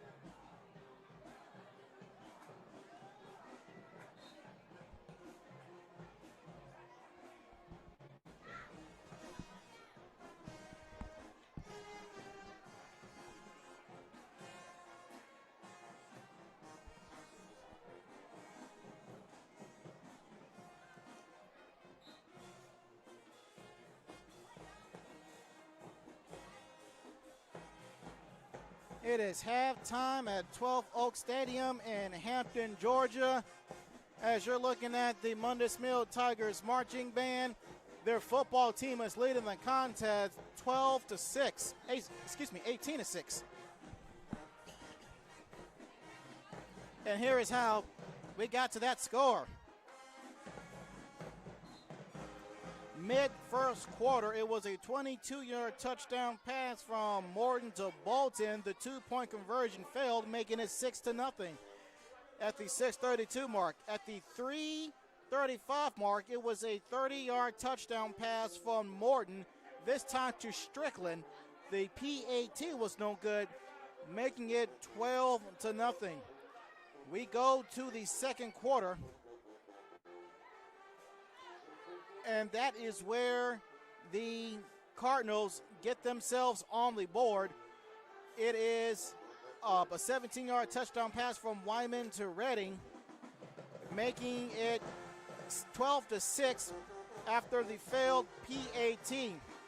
Then late second quarter, at the 139 mark, it was a punt for a punt for Monday's Mill, but one of the receivers for the Cardinals, they muffed the punt, and it was more Tigers than Cardinals. Cardinals made a costly mistake, and the Tigers took advantage of it thanks to a 12-yard touchdown run by Burnett Jr. The two-point conversion failed, making it 18-6 at the half. So, like I said, for all intents and purposes, this was the game of the week in the region. And the prediction to myself was that this was going to be a good game, and thus far, this has been a good game. Looking forward to seeing what will the Tigers offense do against the Cardinals defense. And right now, clearly the Tigers, they won the first half, but it's all about what you do in the second half. And even though the Cardinals are down 2 touchdowns, the Cardinals are still very much in this game. Again, they're coming into this game in second place, 2-0 in region play. They're tied with, I believe it's Jonesboro. So a win right here would be detrimental to their standings. If they could get a win here, then they would be in first place in the region, and that is what the Cardinals need. Again, they missed the playoffs last year, trying to get back into the playoffs. And the way that they have started off the season, it looks like they can do that as well.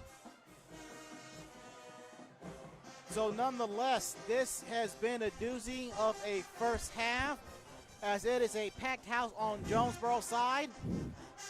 Many people are in the stands watching the bands, watching Monday's Mills band. As for Monday's Mills side of the field, they have their fans to show up too, but it's a little bit thinner on that side than what it is on the home crowd, as the dancers are doing their dance routine. What a first half. Expecting this to be a doozy of a first half, a doozy of a game, and then it was. So we will step aside and join the Tigers marching band in progress on the Georgia Media Network services.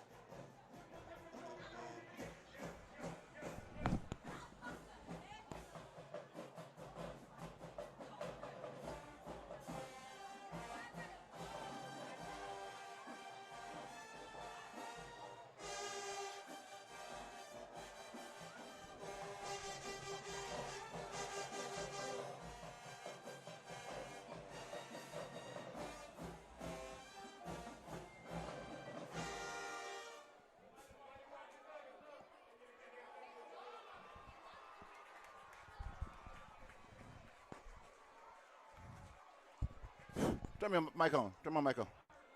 Turn my mic on. Okay, guys, we're going to, before the Jonesboro band comes on to get prepared to come on, I'm going to take you off for a second. Just want to show you guys, we are Georgia Media Network Services, a non-profit organization, and what we do is we bring those games to you free of charge. And we actually have students. We had a couple of students up here from not Jonesboro, Mount Zion, Mundy's Mill High School, and they were working the camera. And what we do is we teach students media art. And so what we asking for you guys to do to help support Georgia Media Network Services, the QR code you see on the screen, the big one at the bottom right-hand corner, as well as the one at the top-hand corner that you see throughout the ball game, hit on, scan that code, and it'll take you to our GoFundMe account. And what happens to your GoFundMe account, you can actually donate $5, $10, $50, whatever you want to donate, and help support and keep this broadcast coming throughout the year. If you want to talk fast, we're going to do this again at the end of the ball game. That QR code will always be at the top of the screen for you guys. Just hit that code whenever you can, either now or throughout the ball game, and then we're going to take you back to the halftime show, okay? Thank you.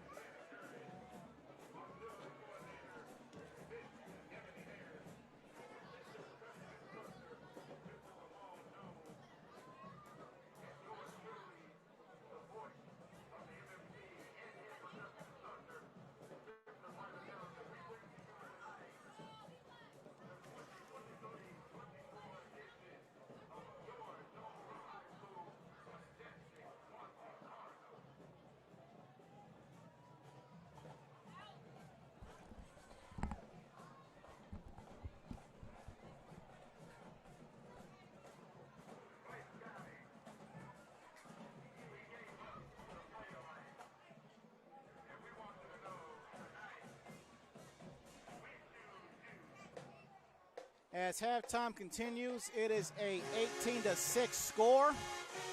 Tigers are later than Cardinals here. Here's what else is happening in 6A Region 3. Yesterday, it was Alcovey getting their second win of the season against Morrow, 14-13.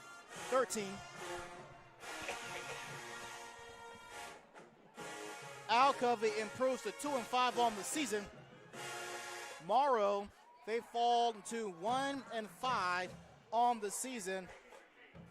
And Lovejoy, they are at Woodward Academy. Both teams are 3-2 coming into tonight's game overall. And as soon as we can give you a score update, we will do that for you. Right now, there is one that is unavailable to you. And it is Rockdale County. They are leading Forest Park 7-0. Rockdale County is 1-4 on the season. Forest Park is 0-5 coming into tonight's game. Both teams are in desperate need of a win in the worst way. So somebody is going to come home with one more win than what they did coming into the stadium tonight. Again, our score here at 12 Oak Stadium, 18-6 is our score. We will now join the Jonesboro Cardinals in progress on the Georgia Media Network Services.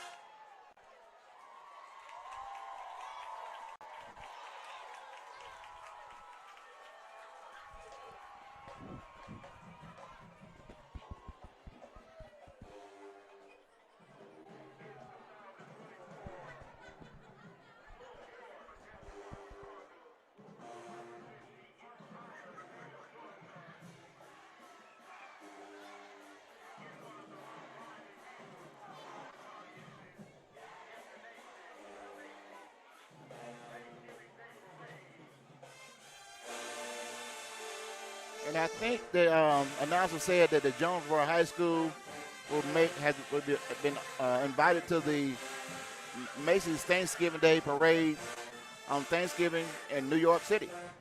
So that's a hats off to the Jonesboro High School Marching Band. That's going to be a big honor for the school, and it's good for Clayton County as well.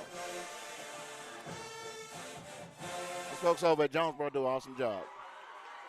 Way to go, Clayton County. Way to go, Jonesboro High School.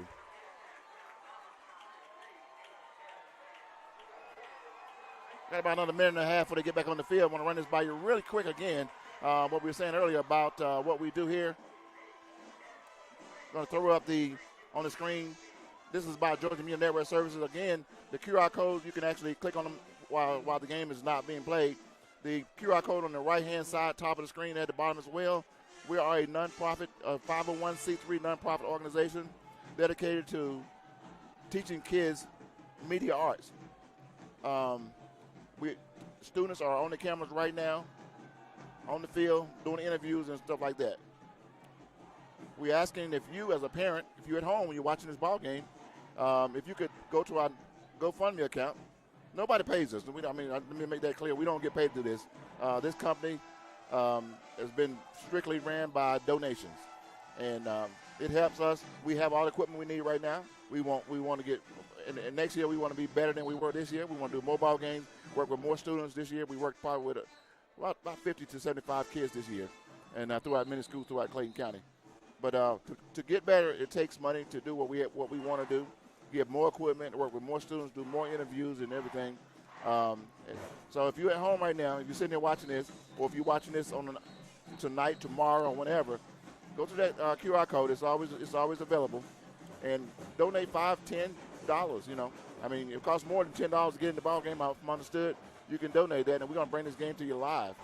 This ball game is still full of right now. There's a lot of action coming. This is a close ball game, one of the biggest games in Clayton County tonight. So that's all I got to say. Like I said, again, at the bottom of the screen, you see the information on our YouTube page. We got a Facebook page, Twitter page, the website, as well as the GoFundMe account. If you're a big company, a corporation, we have something for you guys as well. Just give us a call at Georgia Media Network Service at 678-900-9840, and we'll send you guys information how you can become a partner. We can actually. You can do a live remote from where you are, from your business or whatever, or you can give us commercials we can actually broadcast for you. It's all about the kids, and, hey, help us out, and we'll make sure we keep you guys up on what's going on. Thank you again. I'm Dennis Thomas, and we're going to send you back over to Anthony. I think he's looking at stats with it right now. And we're going to take you back to the game.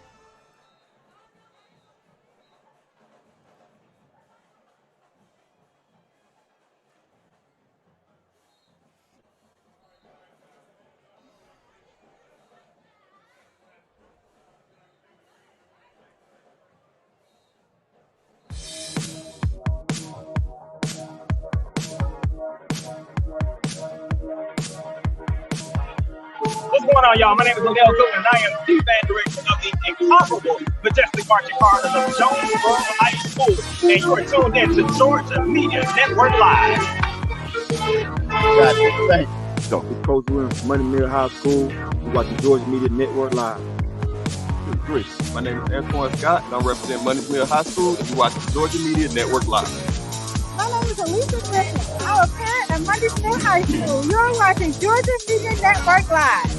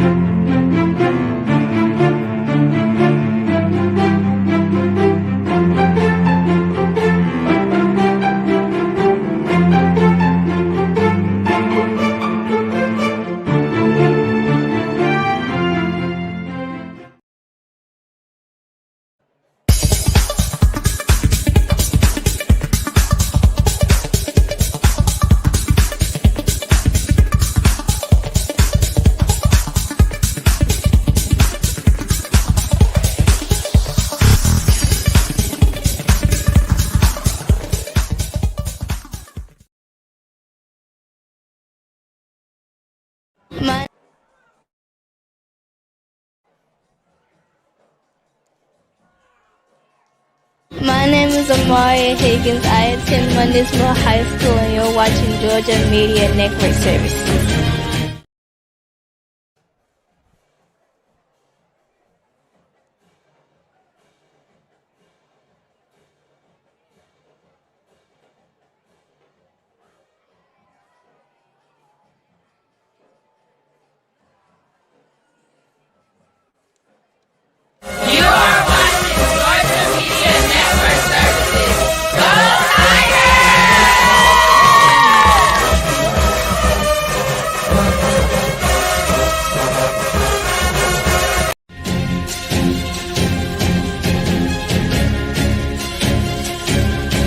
You're watching Georgia Media Network Services live on YouTube.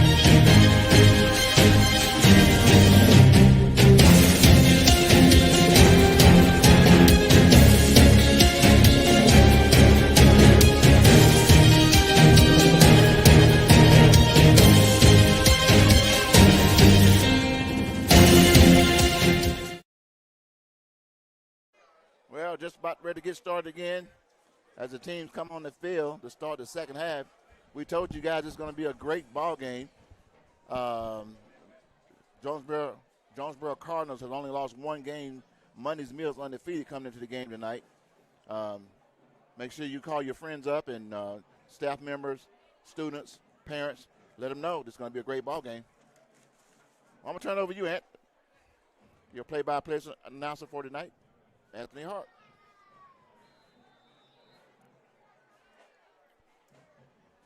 All right, thank you, Dennis. However, and wherever you're joining us, we thank you for doing so. And that might have been the best halftime performance from both teams on one field we've seen in quite some time. The second half is on the way. Strong running of the middle, gets to the 40, knocks down the punter, taking that from behind at the 50-yard line by Christian Smith, who's through 5 games, has 3 tackles.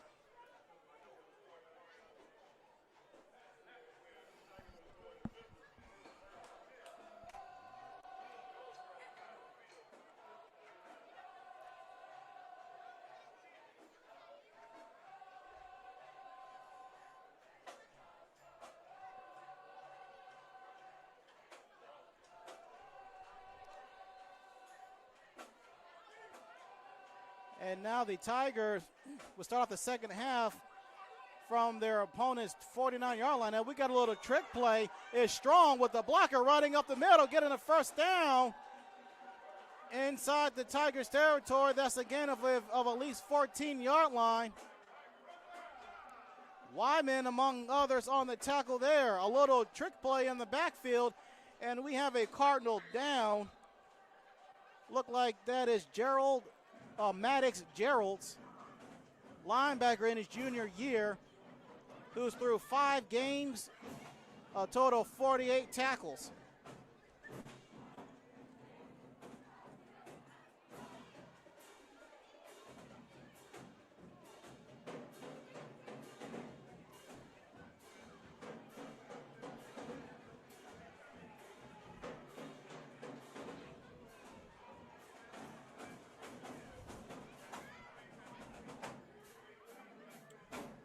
And all is good.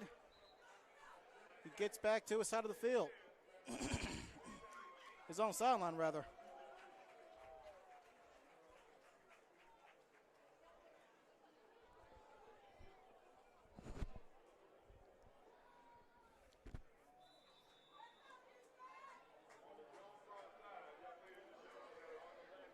The Tigers are moving from left to right on your screen. The ball is on the near right hash. First down and 10 at the 36-yard line. It's going to be a handoff, trying to turn the corner. Cannot do so. That was Collier on the tackle of Andrew Griffin, the sophomore. Collier through 5 games, he has 25 tackles.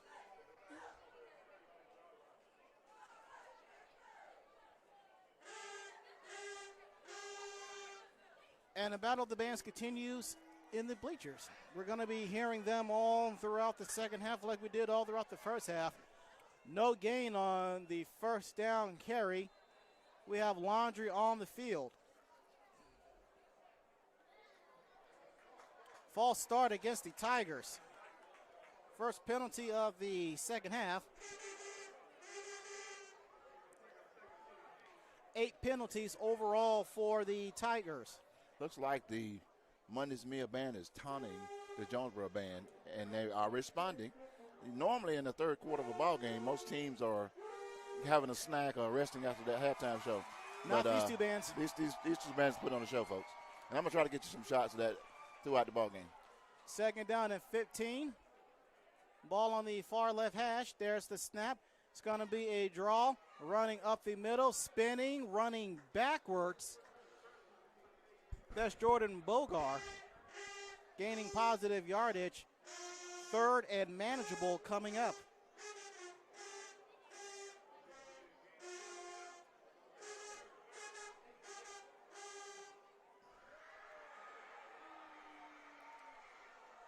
And the crowd cheers.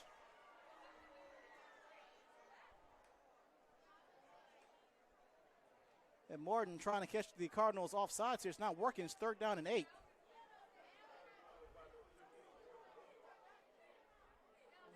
Man in motion. There's the snap. It's going to be a play fake. Throwing far side. Catch made by Strong. It's going to be close to the first down marker.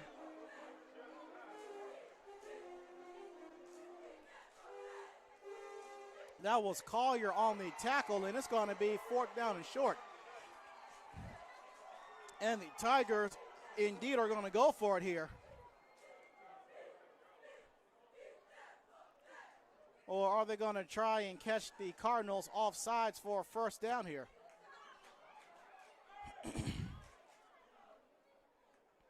There's snap. It's going to be a handoff running up the middle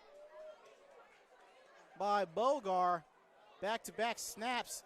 He carried the ball. That's going to be very close. And it looks like the Cardinals held their ground here. They're changing personnel. Meanwhile, the Tigers' offense is still on the field here. And indeed, the Cardinals held their ground. Turnover on downs for Monday's Mill. Great job by the Cardinals defense. I mean, that's what we expected the second half of this ball game. All the fireworks we got in the first half, I'm expecting the Cardinals to step up their ball game. These guys have been playing hard all year long and had probably one of the best defense in the county, and well, in that division. Cardinals will take over down 2 touchdowns, 18-6. At the 9:37 mark, they get their first drive on offense in the second half as they move from right to left on your field. And the refs signal something. Look like we got a timeout here. Both teams are returning to their sidelines here. Don't know who called that timeout, or it might have been a official's timeout here.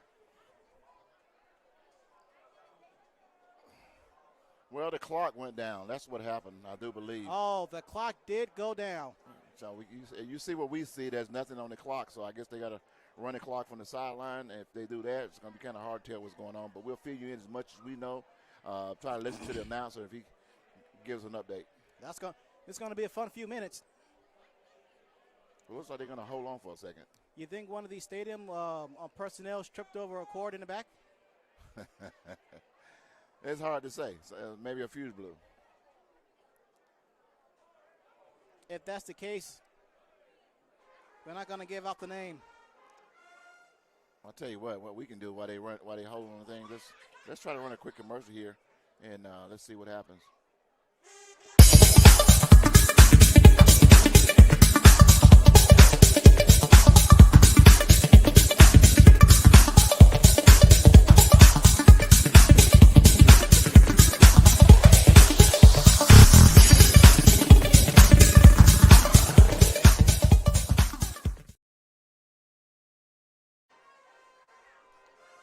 Sit back and listen to the beautiful sounds of these two bands. As the scoreboard comes back on. It is back on. That is correct. 9 minutes and 37 seconds left to go in the third quarter of play. We're just getting started, man. We got a long ways to go. And they're going to do a measurement. So they're not going to take the. Well, they have time. Yeah, they had time. Because that was very close. That was man in a suit tight. And let's see what we got. He was right. It looks like it's going to be short. Woo! By a chain link. Turnover on downs.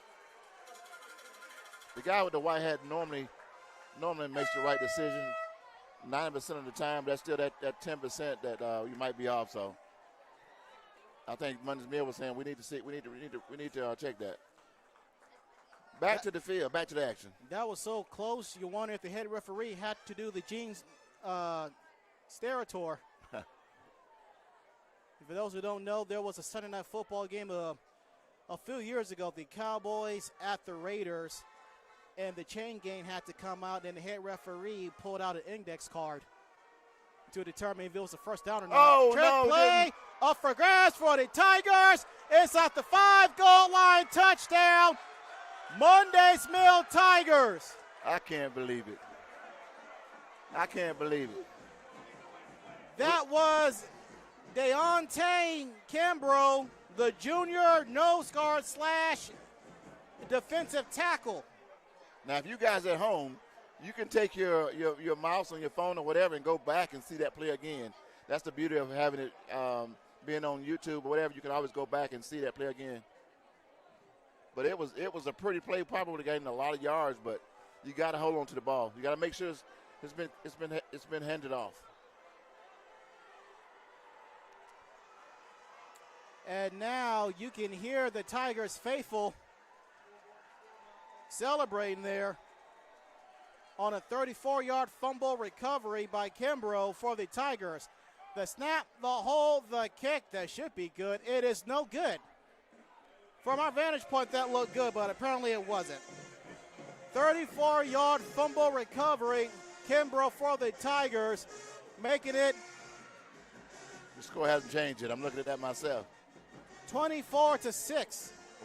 Had to do the quick math in my head right quick. Okay. If you say 24-6, I guess the clock is back up, but it's not working. The PAT failed.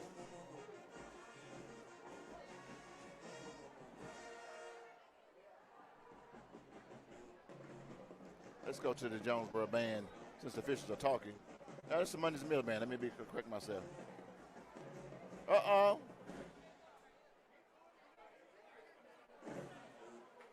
Now, this is third quarter action from the bands, folks, and the clock went down again. Hold everything.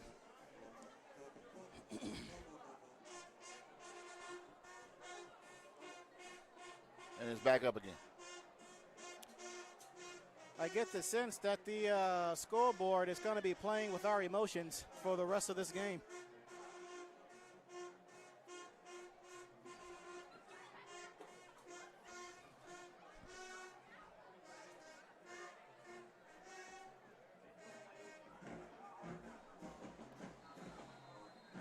And we're ready to play, or ready to kick it off here. There's the kick. Caught at the 18. He gets to the 30, eluding defenders, running up ahead, tumbling, crossing the 35, still on his feet, crossing the 45. Looked like that was Redding. And we got a Tiger down. If we're looking at the number correctly, that's Christian Gonti. Oh, he's the senior cornerback. He's up on his feet. Gets off the field on his own power. That's good news. Now, I'm assuming the clock is right, but they finally got the score right as well. Well, when the clock went out, it went out at 9:37 and came back on at 9:30. I mean, this stadium is due for a new clock. Terra Stadium has a brand new clock, which is Heinz Royal Field, and both these stadiums are pretty old. And I think it's about time that they get a new clock over here. And I'm pretty sure it's probably in the works as well. And an elevator, but for personal reasons. 9:18, the clock reads first down and 10 ball at the 47-yard line. It's going to be a play fake, throw out of the backfield, catch made, gets to the 50, getting close to the first down marker. That was Christian Smith. Catch made in the backfield, and another Tiger is down.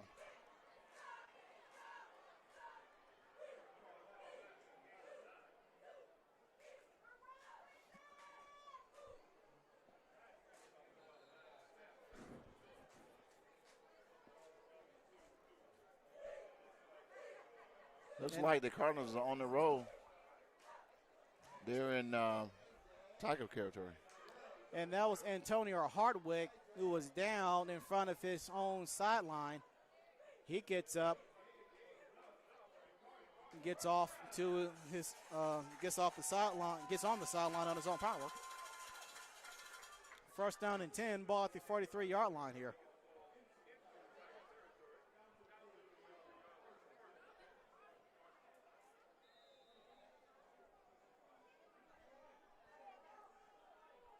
First down and 10. One man in the backfield. Looking, throwing far, near side, backpedaling, make the catch, drop the ball, recovers the ball. Now that is ruled it incomplete. That is a catch. I can't see it again. I wish I could. If you're at home, you guys can run it back on YouTube and see that. But it looked like he caught the ball. Maybe he didn't bring it into his body, but I thought that was a catch. Dropped the ball there and recovered the ball. Now he had a foot out of bounds as Jamon Jones is the quarterback to start off the second half for the Cardinals here. Let me look at my live feed. See, maybe I can see it from here.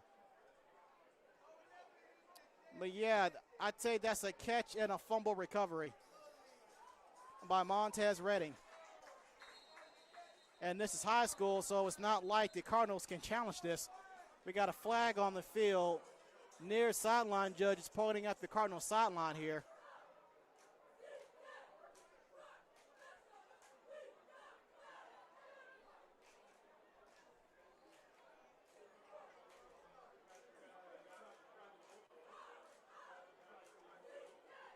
Unsportsmanlike penalty against the Cardinals, and the Cardinals are going to go backwards instead of forwards here. And Coach Tim Floyd wants an explanation.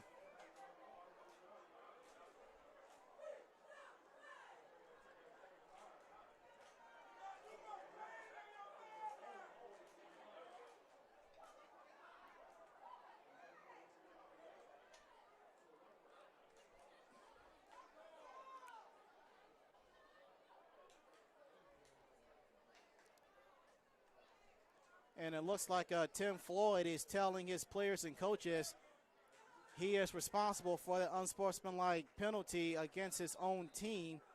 And he just wanted an explanation, and rightfully so. From a vantage point, it looked like that was a catch, a fumble, then a recovery. But nonetheless, it's second down and 25. Ball at the 43-yard line of the Tigers. There's the snap. Jones looking, throwing far side right, throwing that ball out of bounds. The intended receiver was Wyman. I just looked at that last play, Anthony, and what did you see? I would have to agree with the officials. I mean, he didn't make a football move. He hit the ball. He had it in his hand, but by the time he tried to make a move, the ball came out. So you're saying that was an incomplete pass there? That's an incomplete Was there pass. at least 1 foot down? It didn't appear. I mean, he stepped out of bounds. Once the ball hit his hand, I mean, as soon as he got a chance to make a move to try to bring the ball toward his chest, it slipped out his fingers.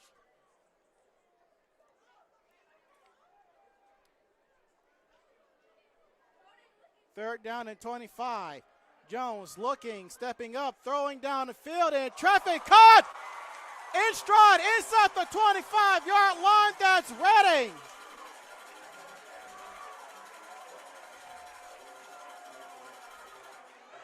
That's a gain of at least 30 yards as we have a Tigers down, and his helmet is off.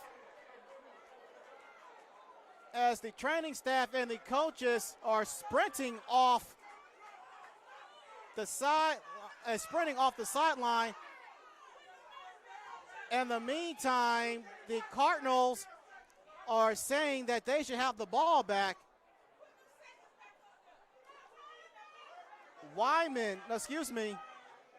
Jarnes Johnson, the senior strong safety / wide receiver, he got the wind knocked out of him. He pops up, gets off the field on his own power. And in the meantime, you have these Jonesboro Cardinals fans. They're saying that there was a little bit too much time that ran off the clock. I mean, that's what Jonesboro do. I mean, they put the ball in the air. They move the ball downfield. They've been doing this all year long, and it's going to be hard to stop. They got a lot of time on the clock. And when you're throwing like that, you don't use much time. Yeah, that was a little over 30 yards. Here's Jones looking, wrapped up and taken down. Down goes Jones. Jones lost the ball, recover it. Give that sack to Tyler White. Held on to that one just a little bit too long, Mr. Jones. He had someone open downfield, but just couldn't get it out of his hands.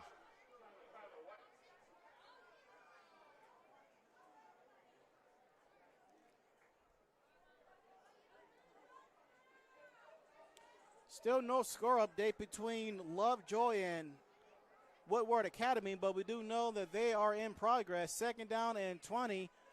Loss of 10 there. Quick throw in the flat. That's Redding again. Gets this out of 30 to 20. Try to cut back inside, and he picks up at least 15 yards or so on the far side of the field as the Cardinals are moving from right to left on your screen. Nice play, nice play. Nice run to the side, pass to the sideline, and he scrambled and got those other yards. He's still short of the first down, but it was a nice run.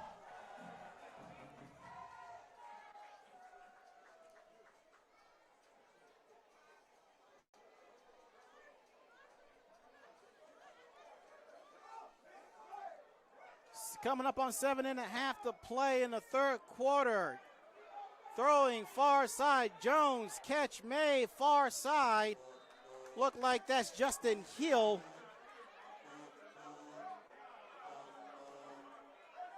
I want to take my hat off to the officials tonight because we haven't had a lot of flags tonight, and these teams are disciplined, and there's not a lot of flags. I like it when you see good football. We had a lot of flags tonight. By my count, some of it was needed to be, but for the most part, some of the, well. Don't mean to rain on your parade, but yeah, there's been some laundry on the turf this evening. Okay, let's get this ball in the end zone, and let's see what happens after this. Inside the red zone, first down and 10. We have a timeout on the field that's going to be charged to Monday's Mill. Monday's Mill. I got a lot of cheering now. I think the Cardinals fans are cheering because the movement they're making with the ball. Let's go to a commercial. It's on you, Doc.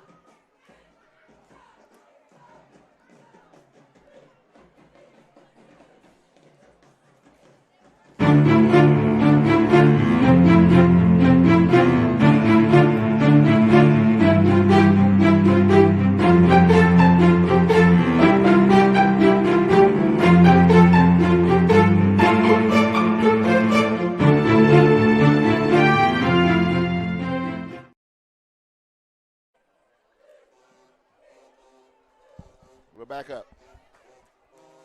Let's see if the Cardinals can put this thing in the end zone. They got some making up to do. They're going to need to. The score doesn't reflect because where they're throwing the ball down the field, they can continue to do this in the ball game. They can score pretty quickly. They play good defense. 2 minutes have gone by since the fumble recovery and a touchdown. Jones going end zone, caught, and there it in is. The end zone. And there it is. Touchdown. Jonesboro Cardinals. Montez Redding is on the end of a 10-yard touchdown pass from Jamon Jones. And there it is, man. I'm telling you, these guys, man, they're not playing. I mean, what for that last fumble, that bad play for Mundy's Mill to run in, we have a pretty close ball game. And I still say we got a lot of time on the clock. 7 minutes in the third quarter. Let's see what happens.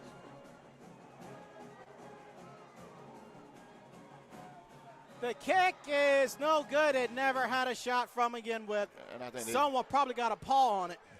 They need to stop kicking the ball because I don't think either team's got an extra point tonight, have they? No. And actually, from what I have observed last season and this season, you have a lot of teams they are going for the two-point conversion. I was speaking with one coach about that about 2 weeks ago, about why is it that so many teams are just going to go for the two-point conversion instead of going for the PAT, and I was told that a lot of teams, they really don't have a kicker. However, you know, we seen some PATs attempted tonight, and they didn't go for it. So, and besides, 2 points is more than 1 point. So, you know, that's why a lot of teams are going to go for it. In large part, most teams, they don't have a kicker. Yeah, I agree. Well, it's on again. If the Cardinals can go down and play defense like they did last time and drive down the field, I think it was maybe, 3-4 minute drive? It didn't take a lot of time. They had some really nice runs and passes. 24-12 is our score. 7-18 to play as the Cardinals marching band is, can we talk for a minute and let's see what the Tigers have to say about that touchdown pass crossing the 40-yard line. In my opinion on that kick, it should have been a deep kick. Because what you want to do is you want to put them back as far as you can in their own territory and make them drive up the field, because if they can't drive up the field, they're going to have to punt and they're going to put you in good position to score. But I'm not on the field. I'm not the coach. I'm not the official.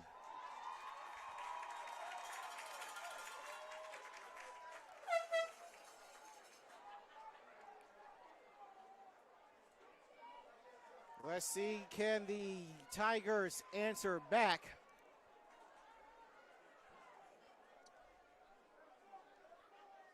Coming up on almost 5 minutes gone by in the third quarter. Ball at the 43-yard line. Play fake dump over the middle, caught by Carolina. Tried to get to the 50, could not do so, but gained positive yardage there.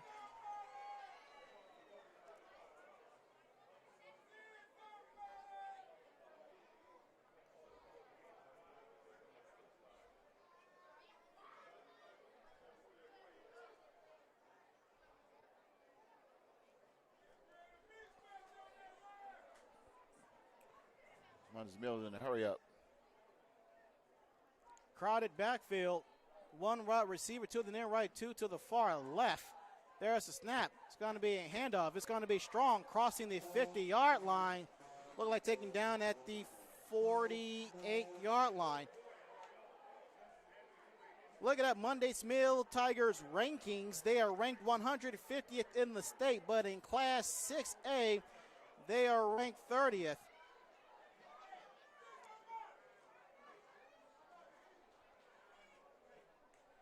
Third down and 2. It's going to be a draw. It's going to be Strong again. Got Laundry on the field in the process. Earthwind Moreland can't believe it. It will look like it's going to be against his team here.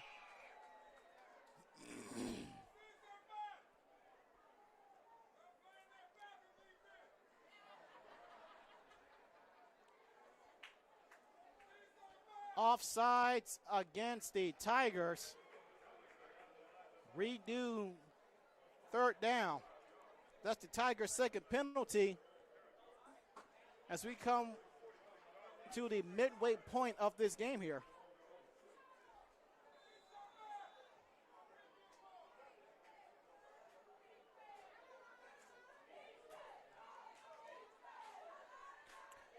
Third down and 7. Ball at the 46-yard line of the Tigers here. Two wide receivers on each side. Got a man in motion. It's going to be a run, trying to find a crease. Cannot find the crease. Not on that Cardinal defense, man. Those guys have been tough all night long. That outsize on the Tigers really hurt them on that play, because they were in a good position to get a first down, but now they got to punt it away and put the ball back in the arms of the hands of the Cardinals. Punting situation for the Tigers here. There's the snap, there's the punt. It will take a Well, the ball pretty much just died after one bounce. Ball recovered by Joshua Ofor. Haven't said his name much tonight. I mean, let me say this, Ed.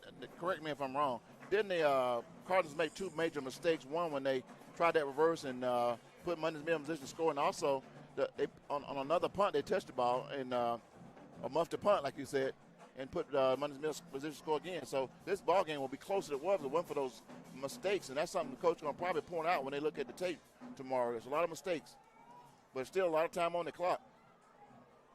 First down and 10 at the Cardinals' 22-yard line. It's going to be a draw, bouncing outside, near side left, eluding a defender and losing his balance and momentum out of bounds. That was Donovan McCoy. He was taken out of bounds by Joshua Ofor. Back-to-back plays. Ofor's in on the tackle. Tackle from behind. Run, son, run. Looks like he slowed down to wait if the hole was going to open. Just hit the hole because it's going to open and close either way. Stepping out of bounds there. Clock stops at 5:01, and we have all kinds of premature movement. False start. Saw a coach on Jonesboro sideline catch a case for a minute, knowing that it was against his team. And that is the Cardinals' second time out of the game. Second penalty of the second half here. I'm going to try this again. I tried it in the first half. If anybody's watching this game live tonight and you are an alumni, if you played football with either one of these teams, or you are a band member or some member of Jonesboro High School in past years, shout it out on our comment section, and we'll put you up live. James throwing near side. Catchman lost the nice hit. catch. Nice hit. In the process, McCoy had it, but the old school 1970s NFL clothesline tackle by Joshua Ofor jarred the ball loose. If that would have been an NFL, that would have been a clothesline tackle. Woo, boy. And I don't see one here.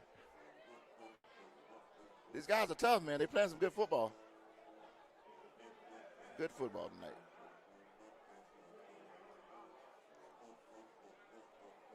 Third and 9, ball at the 29-yard line. 4:55 to play. Jones looking, throwing downfield. That is intercepted. Running the other way with blockers ahead. Trying to turn the corner far side. He will enter the end zone on a pick six, pending the flag by Matthew Strickland. But hold everything. Mistakes, man. Mistakes will kill you. Let's see what the penalty is all about. This may be nullified here. Holding. Offense. Decline. Touchdown. There it is. By our count, that is Matthew Strickland's second INT of the season. I mean, serious mistakes are setting Jonesboro back. I mean, they would easily be in this ball game, but interceptions and fumbles and touch balls, you can't do that in a game like this of this magnitude. We're going to try another extra point. If you're a Tiger fan, brace yourselves here. They're going to go for the PAT. The snap, the hold, the kick is up. The kick is no good. Someone looked like they got a paw on it as the kicker hits the deck. No penalty, no PAT. 4:44 remaining. It is a 30-12 score in favor of the Mundy's Mill Tigers. And we're still in the third quarter.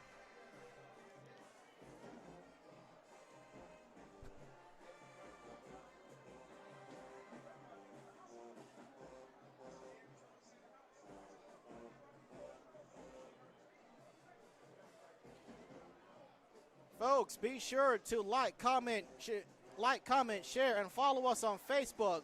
Like, share, and subscribe on YouTube. Tell a friend that the Georgia Media Network Services is live right now. Check us out on our website.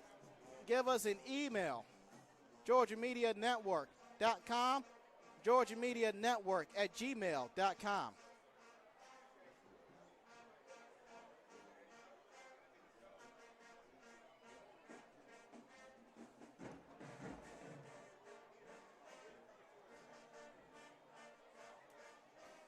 .444 to play. What kind of response will the Cardinals have here? Mistakes are killing the Cardinals tonight. I mean, they're playing good football. Two costly mistakes that led to points. Actually three. Remember the one on the punt, they dropped that one, then they tried to reverse and drop that one, and actually this interception here. That's three I know of right off the bat. And they both, Mundy's Mill scored on both of those mistakes, on all three of those mistakes. Yeah, that is three that led to points allowed here. Catch made at the 20, running far side, trying to turn and corner, eludes a defender, get tripped up and taken down from behind. I never understood why these guys slow down and wait. Don't wait on the hole to open. Just run. Run, son, run. That was Isaiah Davis on the kick return. Tackle looked like by Travaris Clemens. 4:36 to play here.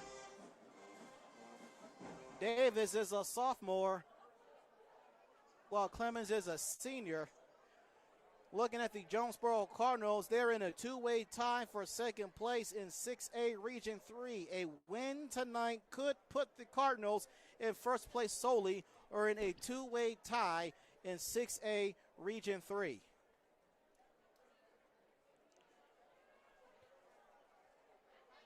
Cardinals are moving from right to left on your screen. The ball is down on the far right hash. Jones is still in at quarterback. Man in motion. There goes the rush. Dump pass tapped. Almost intercepted. He had it. That was Tyler White.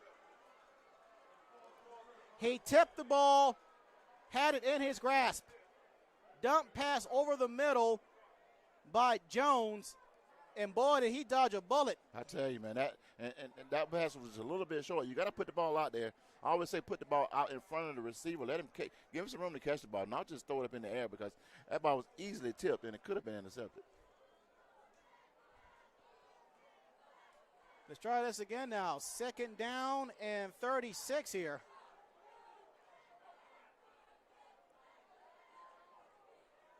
Well, they're setting up for another pass. And the ball goes between the legs of Jones. Luckily got his teammate in the backfield, running forward, crossing the 40-yard line, lowering his shoulder.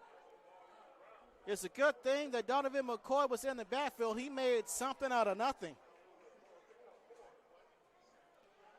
Games happening in 6A Region 3. Next week it will be Forest Park. Be on the road at Bowden. Be sure to check us out next week on Georgia Media Network Services. Al Covey will be at Lovejoy, and it will be Lovejoy's homecoming next week.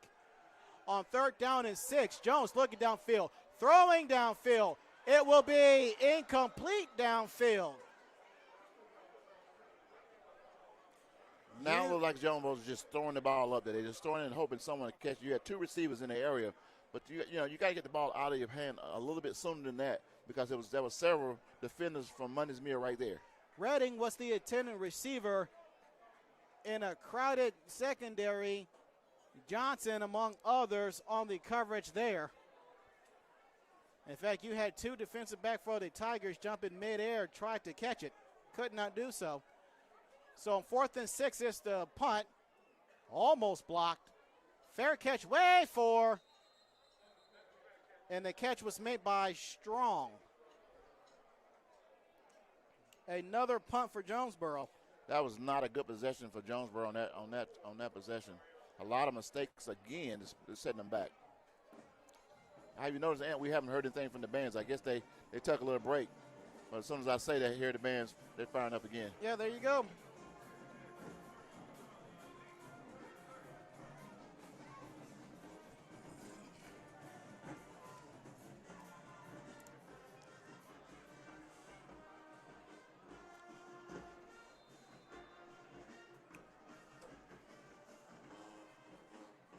The Tigers, they will get. I always wanted to do that, get a shot at Moon. Tigers would get their second offensive possession of the second half here. 3:42. 1 minute in the backfield. It's going to be a draw up the middle. Look like that's Strong, who eludes one tackler, lunges forward, still to get more yards there. And I beg your pardon, that was Carolina on that play here. Monday's Mill is in first place in 6A Region 3 entering tonight. If the Tigers win, they will remain in first place in the region. Going no huddle here. Morton hands it off to Strong, trying to find a hole, bouncing outside, near side, trying to cut back inside. And he is met at the turn by Justin Hill, who's through 4 games. He has 13 tackles. The senior defensive end. To go along with 2 sacks for 15 yards lost.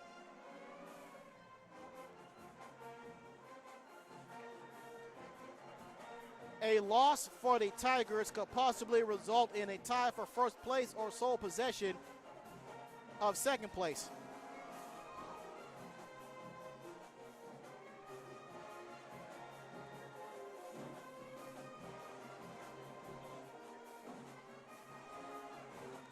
Clock stops at 2:34. Waiting for the chain gang to get themselves in position here. Now we can resume play here.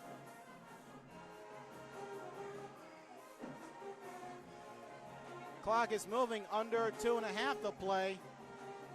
Ball is on the near right hash. There's the snap. It's going to be a play fake, dump over the middle, caught by Boger, crossing the 50, looting defenders, lunging his way to the 40-yard line, and finally going down. Nice run. Nice run. Finally taken down by Maddox Gerald, the junior middle linebacker.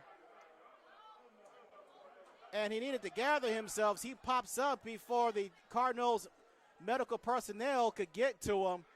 And it looks like he's going to stay on the field, at least for now. Tigers going no huddle here, approaching 2 minutes to play in the third quarter.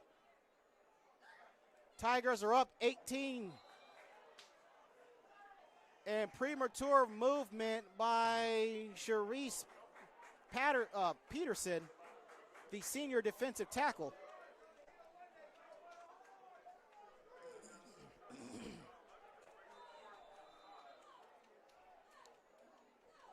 Peterson, through 5 games, he has 23 tackles. And now more laundry.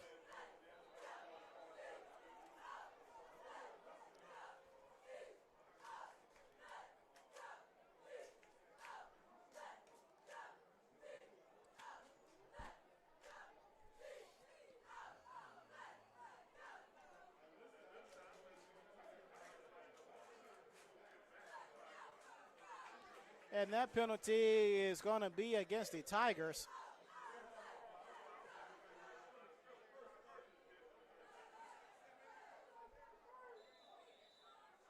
Each team has 3 timeouts,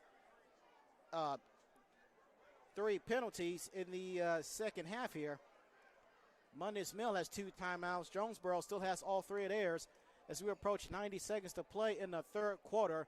First down and 10 from the 39. It's going to be Strong trying to turn in corner, eluding defenders and getting tackled at the 35-yard line. And that tackle was made by Collier, the sophomore linebacker / defensive end. Looks like Monday's Mill is trying to run time off the clock, and they're doing a good job doing it right now.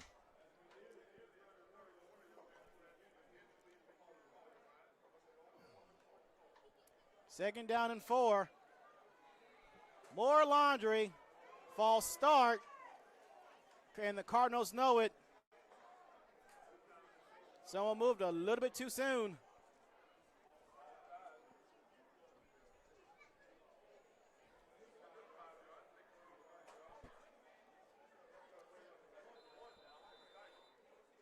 57 seconds, 18-point lead for the Tigers here.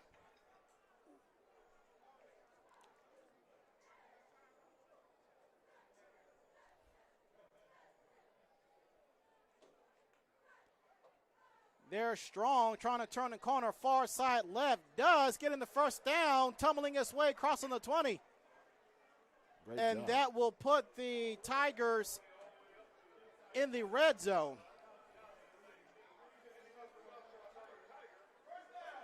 Looks like the Tigers are running away with this thing tonight, man. Staying in ball and running the bounds. That's all you got to do in the second half at this point. You have a cushion here. Monday's Mill has allowed double-digit points once this season.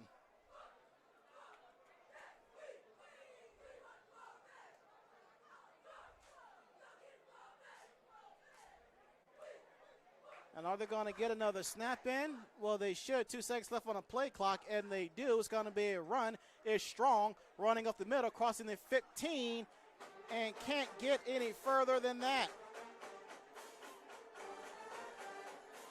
Looked like that was Peterson, among others, on that tackle there.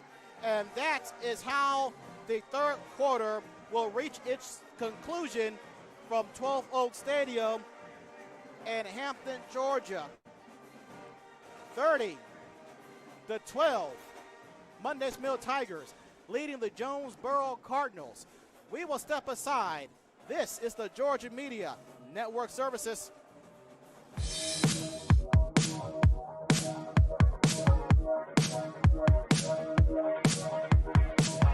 What's going on, y'all? My name is Odell Cook, and I am the band director of the incomparable Majestic Marching Cardinals of Jonesboro High School. And you are tuned in to Georgia Media Network Live.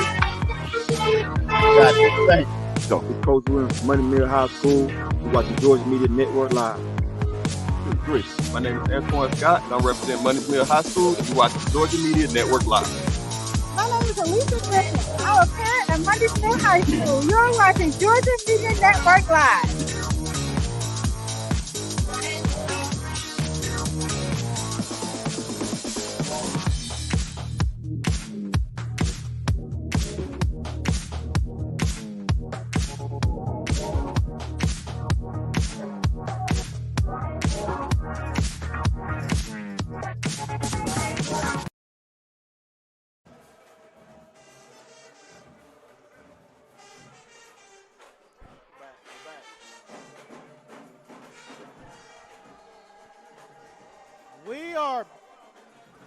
We are back. The final 12 minutes, at least in regulation. It looks like the Tigers are 14 yards away from putting this game on ice here. Alongside Dennis Thomas, I am Anthony Harp. However and wherever you are joining us, we thank you for doing so. I just want to thank everybody for all the support, and I see you guys out there. You guys staying, you're hanging in there, and you're watching. So, thank you for watching tonight. 2nd down and 5 is Strong, trying to find a lane, but could not do so. That tackle made was by Geralds. A good stop at trying to chase down Strong.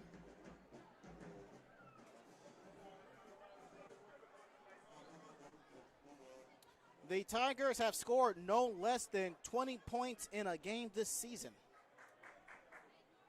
Very impressive.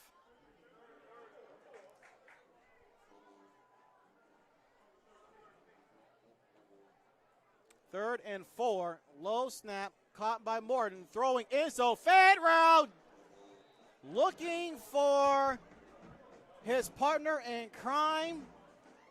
Jerry Bolton couldn't do so. He was wide open to the far left side of the field. Far right side of the field. Had nothing but pasture and space all to himself as the Tigers are now moving from right to left on your screen here. It is 4th down and 4 from the 13-yard line. Let us see what the Tigers do here. They're going to try and go for it.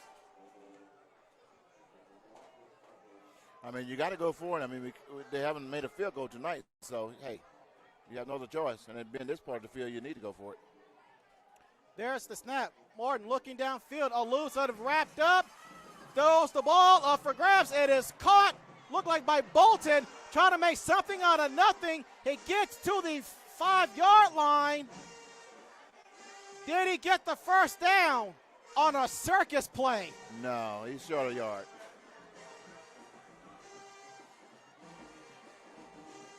From our vantage point, it looked like that was either Strong or Bolton, likely Bolton.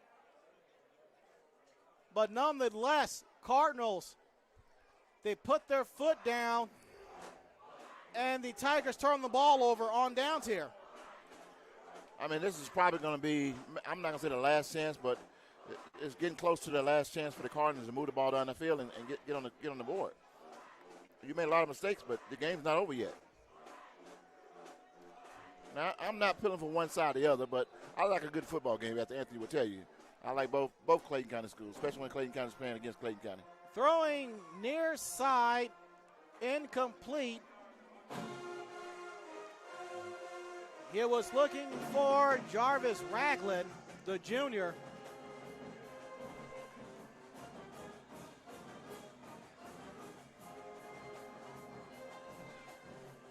Looking at the Jonesboro Cardinals, the Cardinals are 5-3-1 overall against Monday's Mill.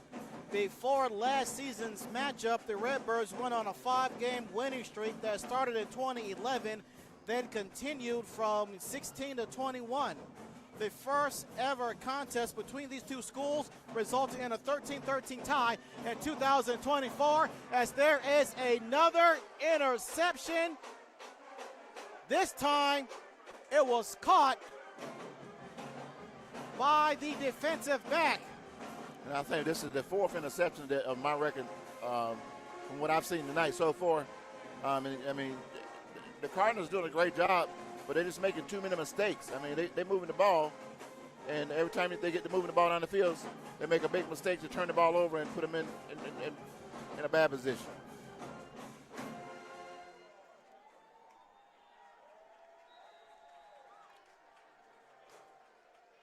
You don't want to make mistakes deep in your own territory like they just did. That was the senior defensive linebacker, Jabez LeGrier, on that INT. First down and 10 at the 21-yard line. Again, Tigers moving from right to left on your screen. Morton throwing end zone, incomplete. Looking for Matthew Strickland. Like Strickland's down in the end zone. Like he might have pulled something the way he went down, he grabbed his leg. Yeah, he's sitting up. Likely a Charlie horse. Hopefully that's all it is. As we have ourselves an injury timeout here.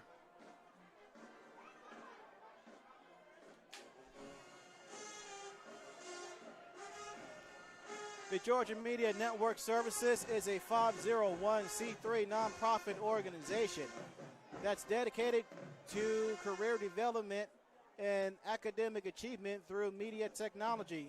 Our organization is committed to providing students with the media opportunity, technology support, and training that will prepare them for careers in the media industry. For more information on the Georgia Media Network Services, contact us on our website and gmail.com, all Georgia Media Network Services. I just want to let everybody know where we're sitting. It's kind of hard to get the Jonesboro band, and actually some of the Monday's Mill games we were able to get their band. But the perfect shot across the field at the opponent's band. And I just want to remind everybody, if I'm correct, I heard the Jonesboro band will be performing in the Thanksgiving Day parade in New York. So congratulations, kudos goes out to the Jonesboro Marching Band. They deserve it. Anytime, any band, any school out of Clayton County does something, kudos. It's always a good thing for the school and for Clayton County. As a matter of fact, Jonesboro's marching band went to I believe it was the 2021 Celebration Bowl between South Carolina State and Jackson State. The band was in the house there. Wow. These guys, Clayton County has some really classy schools. A lot of people talk about the Cobb County schools and their bands.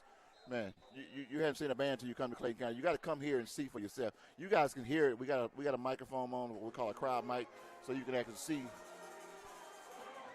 You can hear. And we have Strong trying to hurdle, make something out of nothing, and the Cardinals claiming they have the ball. Well, let's see what the flag is all about here. And just the speaking of Jonesboro band at halftime, I think they lined up from 30 to 30, or 35 to 35. So they took up almost half of the field on the halftime. What do you call it? Yeah, Jonesboro. If I were to have a go-to band out of Clayton County, it would be Jonesboro. Yes, and we were there last year in the gym at a basketball game, and the band was playing in the gym, and they rocked the whole gym. I mean, Jonesboro has a nice big gymnasium, and the band was right behind us. And I mean, if we didn't have headphones on, it'd be hard to hear. We were up in the booth, and they really both schools are really playing up tonight. That penalty is on Jonesboro. Excuse me, Monday's Mill.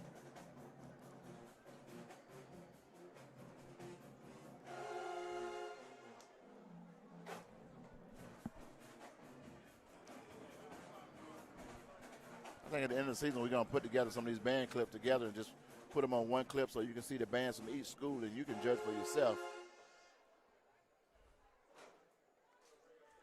Thank you guys for hanging there with us. I see you guys are still out there, and you guys got kids or you are students of either one of these schools, and let's cheer them on, folks. I look at the comments here. You got a lot of good comments out there.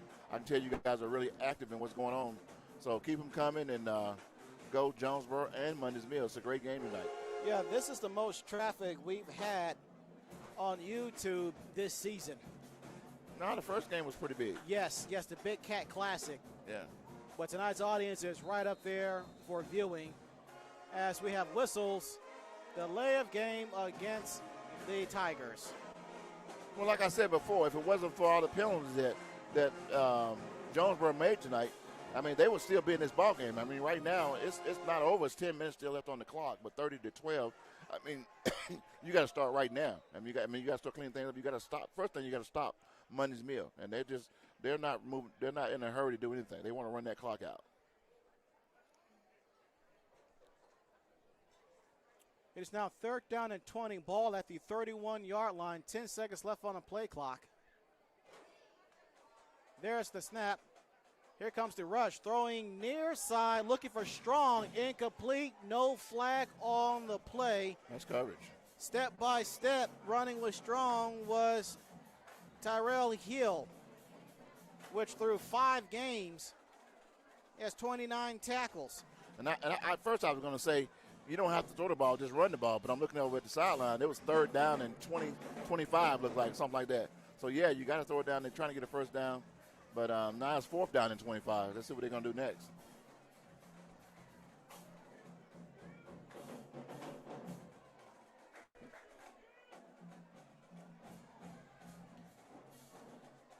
Just over 2 minutes gone by in the 4th.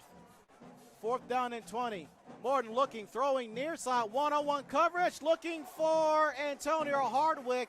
Same exact play. Incomplete pass. Tigers, they turn the ball over on downs. I mean, you got to catch those guys, guys. That's Chris Francis, To get to that the next junior level. cornerback, through 5 games, 10 tackles. Yeah. That ball went right through his hands. I mean, I don't know what happened on that one, but, you know. The Cardinals have another chance to move the ball downfield. The quarterback, to my opinion, is that he need to put a little more air under the ball. I mean, he's throwing it short. And the last couple times he's thrown it short, he got it intercepted, or almost intercepted on one of them. Yeah, speaking of basketball, hopefully we can give you coverage on the basketball season in Clayton County. And if things are really popping, we can get into some baseball and softball action. Yeah. Tell when you get a chance, and tell them about the Braves. I know you follow the Braves pretty strong. Tell everybody what's going on with the Braves, because I'm a little lost with that. First and 10 on the 31-yard line, going for a long bomb just out of the reach of Antonio Hardwick, who was looking for a first down / touchdown pass from Morton just a snap ago. And I was just saying the pass is too short. This one was too long. The intended receiver was Redding.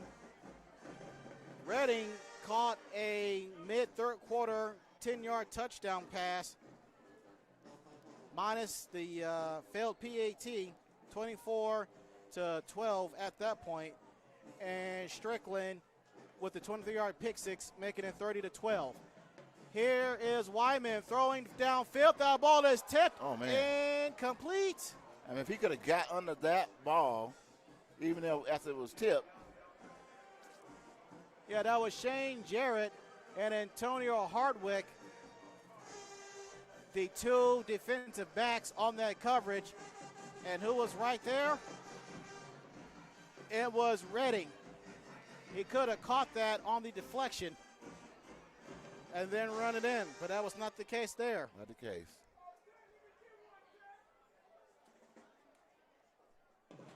Third down and 31. Here's Wyman throwing downfield. That is caught by Joshua Ofor at the 45-yard line, running far side to the 30, to the 20, the 10.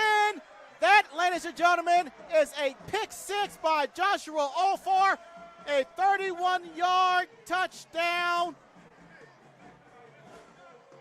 And this game might be on ice right there after the 31-yard pick six. And they posed for a picture. That was nice. That was nice.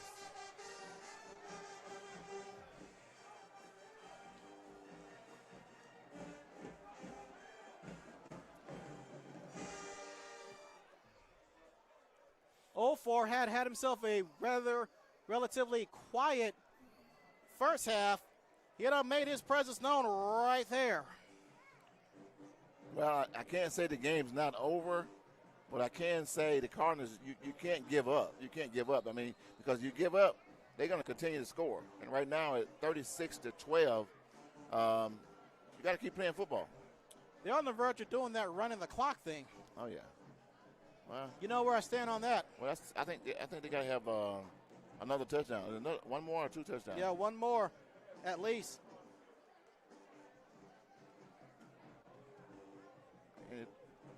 I know some of you guys are wondering what's the run the clock thing.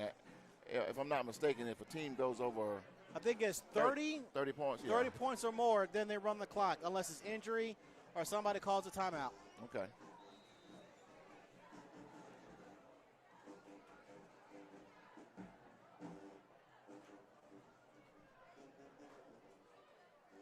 The kick it was held.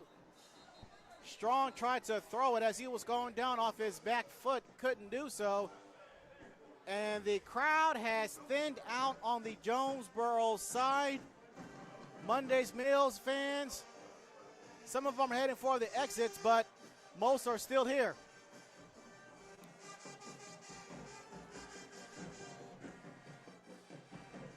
Well, I mean, you got to support your team. I mean, even though sometimes it's rough, I think this it's a good game.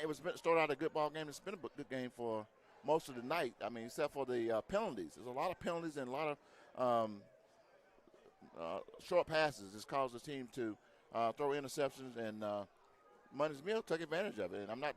You can't blame a team for taking advantage of it. They were in the right place at the right time, and they were all over the field. And that's what you got to do. You got to win a big ball game. This is a big ball game. This is a county rival game. I mean, you playing against another team that you guys have. They've only lost one game, and you're undefeated. So you got to bring your all on a night like tonight, because in the end, when it comes down to the playoffs, I think this one game might make a difference between one of these teams.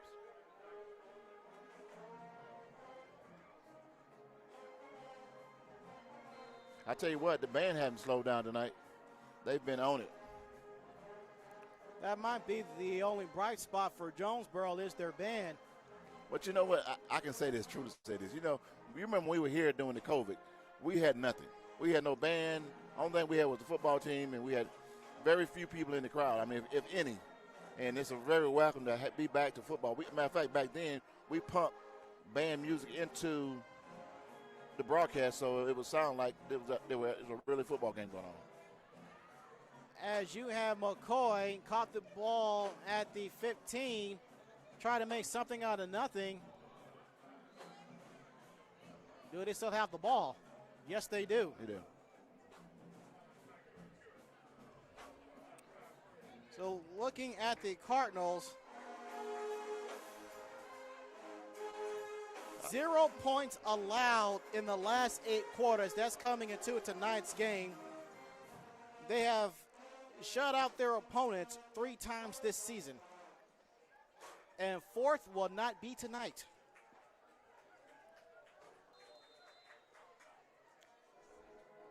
Man, I tell you, looking at the crowd in the stand tonight, we're on the home side, and the Jonesboro crowd came out. They showed up tonight. I looked at the stands. I went down once, and I looked over, and these bleachers were probably about 80% full. They had a nice crowd. Here's Wayman throwing the ball near side, throwing it out of bounds. Cardinals are moving from left to right on your screen here. And the Jonesboro crowd, the Mundy's Mill crowd across from us, I guess I'll say it was probably a 50% crowd over there. And of course, you guys at home watching the ball game. Looking at the last game Jonesboro had, which was against Rockdale County in the passing department, it went 5 of 13 for 131 yards, 3 touchdown passes, an average of 26 yards per pass, 20 rushes for 237 yards, 3 touchdowns. That's an average of 12 yards per run there. On 2nd down and 10, Wyman throwing the long bomb. That will be caught at the 35-yard line. Look like that's Strickland. He gets inside the 40 and it loses his balance. That indeed was Matthew Strickland. He just slipped down. That's his 2nd interception of the game. No one touched him. He just went down. I don't know. He's so excited that he caught that ball and ran all the way back. That was a nice pass, but it just the wrong person caught it. Gonna say that's about at least a 20-yard INT. Wow. This thing's going way fast. 8 minutes and 53 seconds left to go in the game. Well, like you said, Cardinals are trying to make something out of nothing, and just nothing really hasn't happened out of the something they tried to put into it. Yeah. Guys, just a reminder, guys, at your top right-hand corner of the screen is our QR code for our nonprofit organization. If you got time after the ball game or throughout the ball game, scan that QR code and donate toward our organization, the Georgia Media Network Service, a nonprofit organization, 501c3 nonprofit organization. We work with kids. Tonight we're working with kids from Mundy's Mill High School. We did interviews before the ball game, and we had people in the booth. We got a guy working the camera.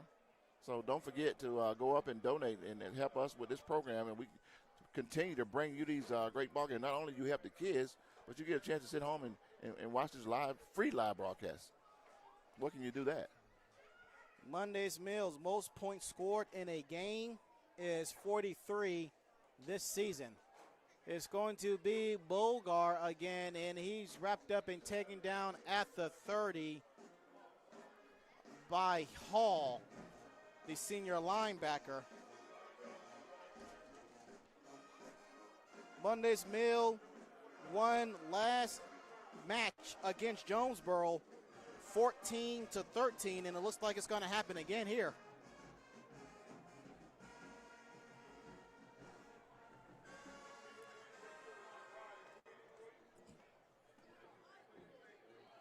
Coming up on 4.5, gone by in the 4th quarter, 3rd down and 5. It's going to be a run up the middle, trying to find something out of nothing, and then nothing happens. Burnett, who had himself a 12-yard touchdown run late 2nd quarter, he gets the ball there. He was tackled by Sharice Peterson. 4th down. Mundy's Mill got to make a decision right here. Oh, it's 4th down and 7. Well, they got a nice, comfortable lead. It doesn't even matter. They got two receivers wide on each side. They might throw it long again. Let's see. 15 seconds left on the play clock here. It's going to be a run. Turning the corner far side and very close to the first down. That's Burnett on the carry again. I think he's short. That's very close. That's very close. The head official is pointing in another direction. Looks like it was a yard short.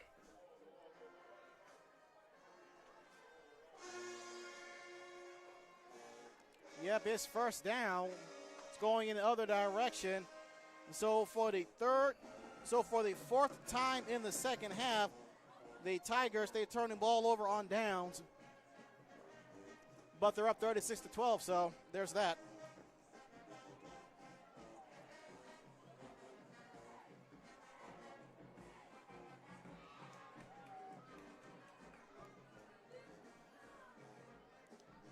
You think we'll get a fifth quarter show tonight?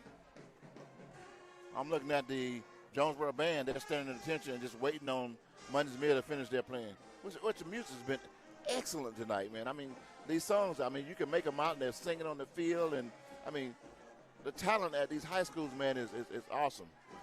That's why Jonesboro and, was selected to be in the Thanksgiving parade this year. Oh, that's a big deal. 1st and 10 on 25. It's going to be a run up the middle, getting the first down, backpedaling close to the 40-yard line. That's McCoy. Also looking at Rockdale County and the Cardinals' defeat, it was a 65-yard touchdown run by Redding. Then it was another run by Murray, a 66-yard touchdown run. First down and 10 from the 40.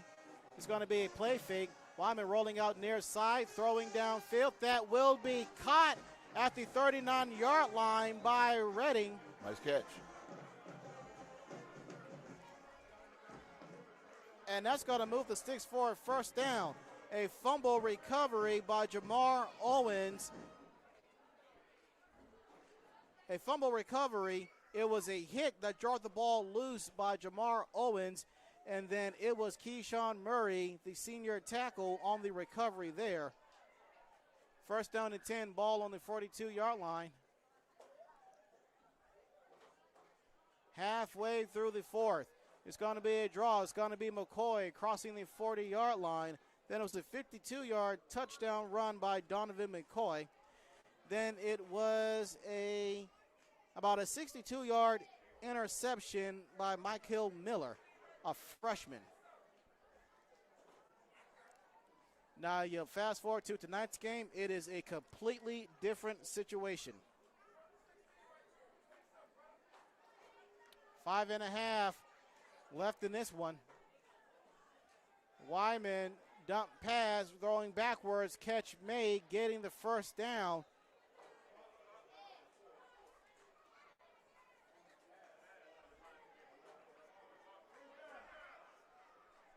Tim Floyd for the Jonesboro Cardinals is in his 15th season as head coach. Floyd is the 19th head football coach of school history with the most wins in school history at 84 entering tonight's game. And Floyd is only one of two coaches to win a region title. He did that back in 15. The first one to do that was Doc Kersey. He won it back in 1949. On first down and 10 from the 32, running near side, one man and blocking in front of him, and he is finally taken down. Nice run. The best thing he did on that play was get it out of bounds. Donovan McCoy on the carry there for the first down. Keep it moving. Hey, who are some of the players that made it to that third level that came out of Jonesboro High School? I know you probably, when you were doing your homework, you probably looked up a few of those guys. I only know two, but do you know of any? I like to shout out the players that went from high school to college to the NFL and even to college. It's a lot that went to college, we know. Wyman rolling out near side, throw sideline. That will be a catch. Nice catch. That's a first down. Clock stops at 4:14. That's what I'm talking about, boys. Don't quit. You never quit. You keep playing the whole ball game. You never know what could happen. Well, they should be careful throwing the ball. They've had like 3 or 4 interceptions. Well, we got a different quarterback this in there game now, if I notice it. No, it's still Wyman. Wyman has played most of the second half this as is number, quarterback. This is number 3. We had number 7 in the first half. Yeah, he started the game. Right. It was a dual quarterback situation. Okay. And now we have a timeout on the field here. What? 4:13 to play in the fourth quarter. We'll step aside as well. It's been all Monday's Mill, 36-12. This is the Georgia Media Network Services. You are watching Georgia Media Network Services. Go Tigers!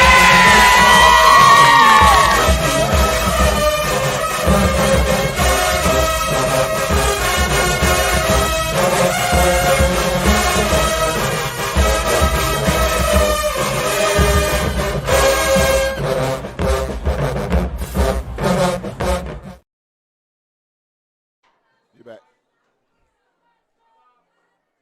First down and 10. Cardinals inside the red zone at the 11-yard line. It's going to be a play fake. Throwing end zone. That will be tipped and caught in the end zone. That's a 11-yard touchdown pass from Wyman to Jamar Owens. Way to keep your eyes on that ball, son. That's what he did. He got hit, but he didn't take his eyes off of it. He popped it up. He caught it, and it popped up in the air, but he kept his eyes on it the whole time. That's what you got to do. Big play. As we got a Tiger down on the field.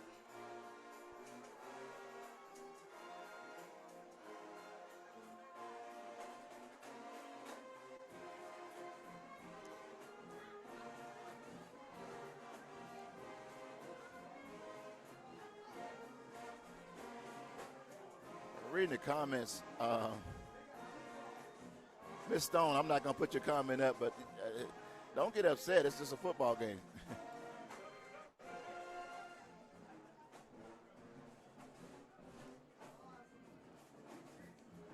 Right now, guys, I just want to remind you, you're looking at two of the top teams in Clayton County. Am I correct? Well, I don't know. Clayton County got a lot of talent this year.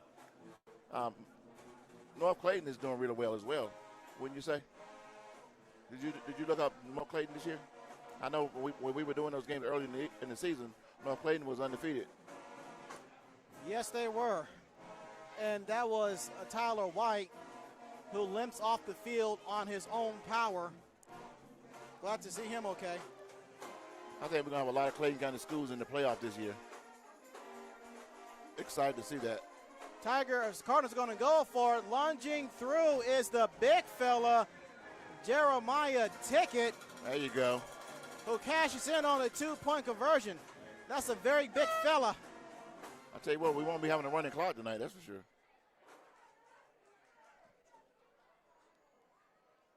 And now it's a 16-point game. Yeah.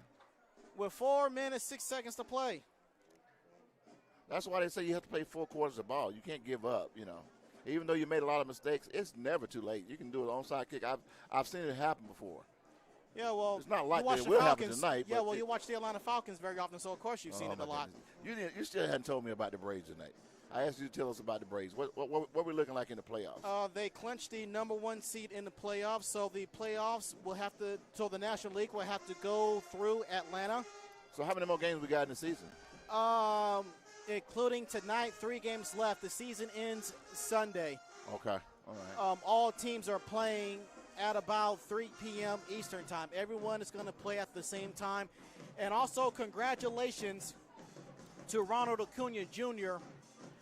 Thursday night, he entered the 40 home runs, 70 stolen base club. Wow.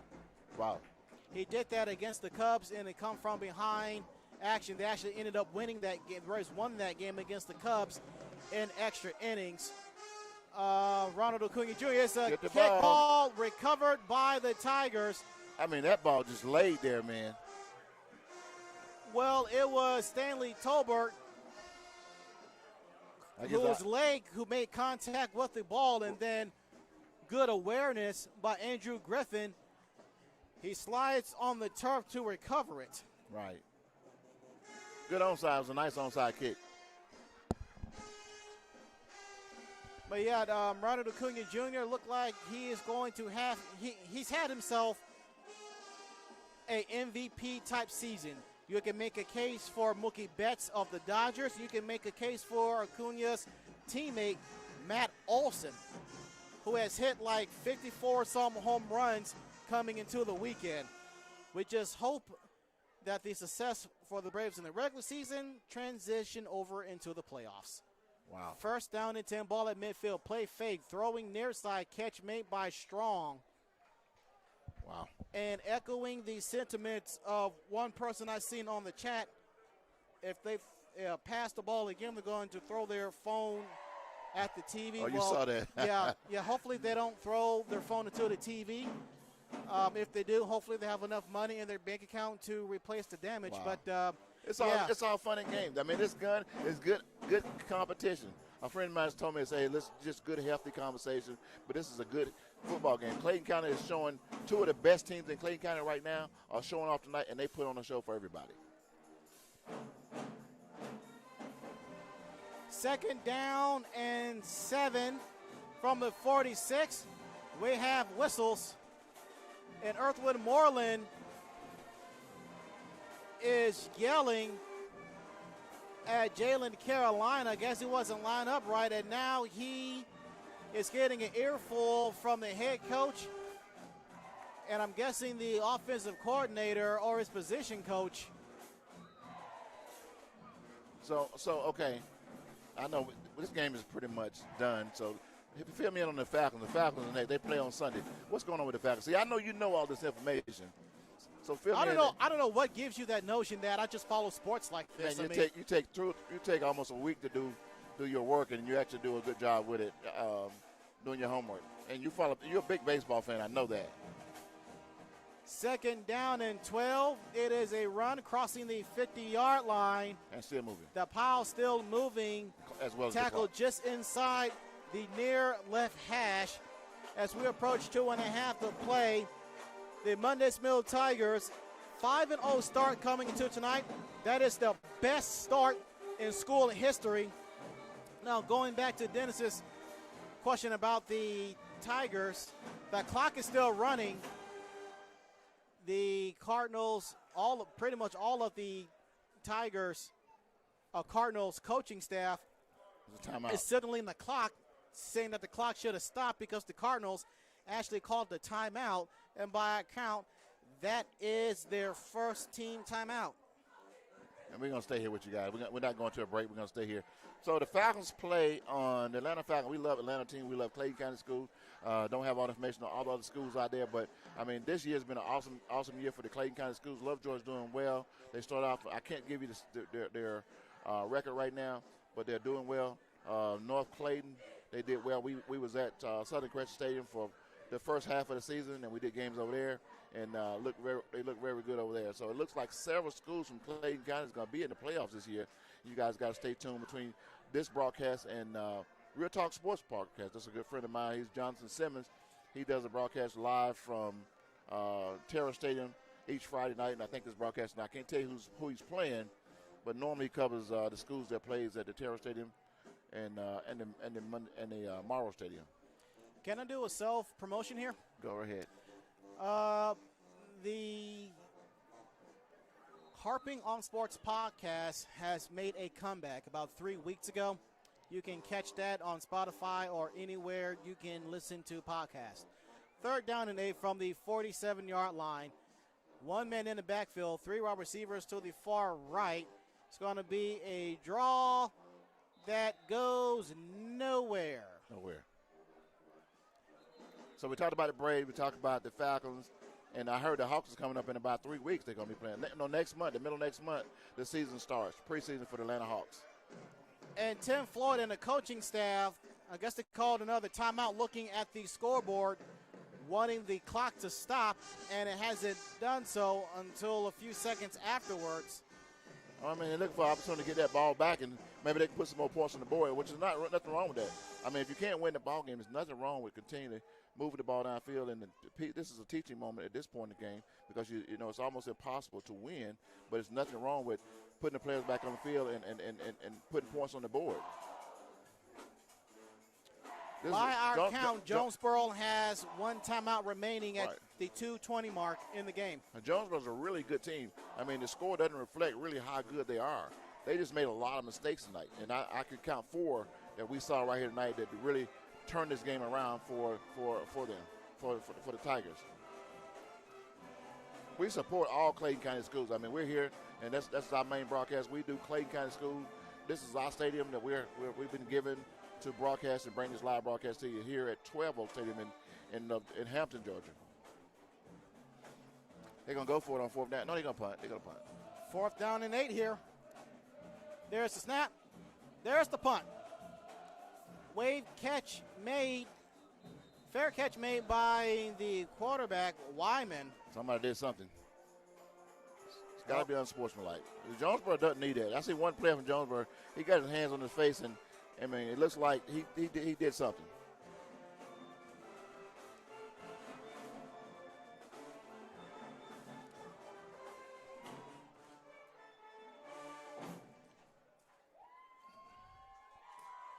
Have we talked about everything tonight? What do you know the next ball game for Jonesboro or Mundy's Mill? Yes, actually I do know. Since you brought it up. Just curious. Yeah, Monday's Mill, they are hosting Carver next week. That is their last non-region game. And then for Jonesboro, that's going to be at Carver, right? Yeah, no, it's listed as a home game for Monday's Mill.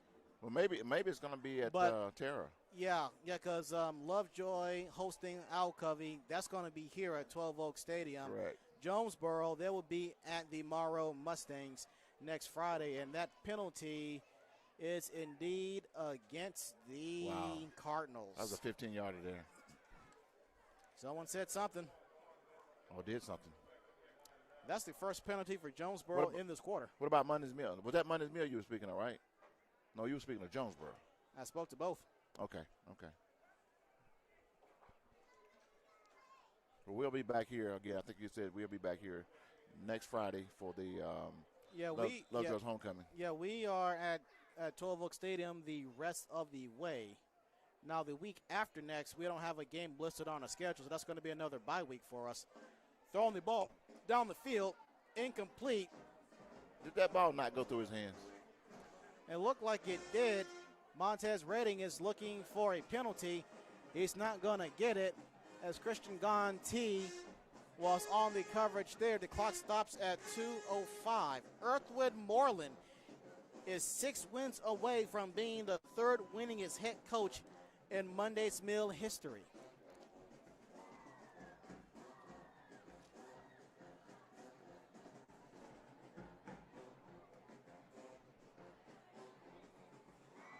We've been thoroughly entertained tonight by both bands here at 12 Oak Stadium, by Monday's Mill as well as Jonesboro.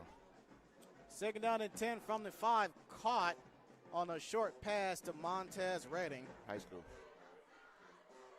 Ushered out of bounds by Dante Williams through 4 games. He has 12 total tackles, and the clock stops there.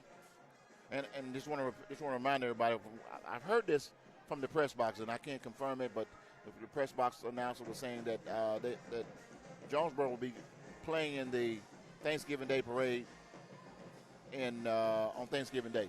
So if that's true, you might want to check with the schools just to confirm that. But it'd be nice to sit down. Let's turn your TV on. That's what I love to do on Thanksgiving. Sit down and watch the parade. Then I watch the dog show afterwards.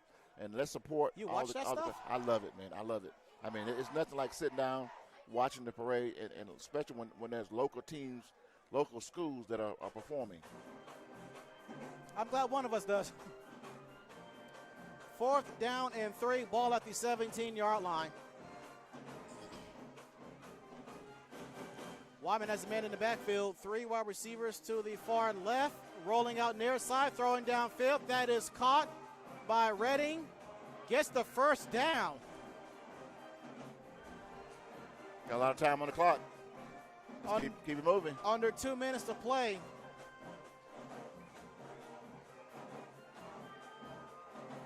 Come on, guys. Now the clock runs. Ball at the 27-yard lines. That's a gain of 10 there.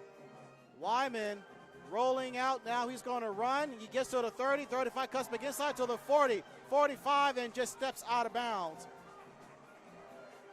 Gaining 20-plus yards on the quarterback keeper, running near side right. Clock stops at a minute 31. That was a very smart move running out of bounds by the quarterback. Hey, running backs got to get out of the way. And if you're not going to block, you need to get out of the way, give your quarterback some room to run. Should have been stepping up and picking up someone and giving some room to run. Yeah, Monday's Mill, clearly they've been the dominant team tonight. The Tigers are in a 7-way tie for the best record in Class 6A coming into tonight. First down and 10, ball at the 47-yard line. Wyman dropping back to pass, looking, throwing the ball deep downfield. He has a cut. And just like I thought. A receiver at the 20-yard line. And there's no Montez Redding. Nice pass. Nice pass. The Cardinals don't give up, man. This is how they got where they are, by throwing the ball and moving the ball down the field, making by big plays. Again, I repeat from what I said earlier. I mean, the Cardinals made a lot of mistakes in this ball game. They would still be in this ball game if it wasn't for all those mistakes of dropping the ball or just putting the ball, throwing interceptions. I mean, you're watching Clayton County at its best tonight, folks. If you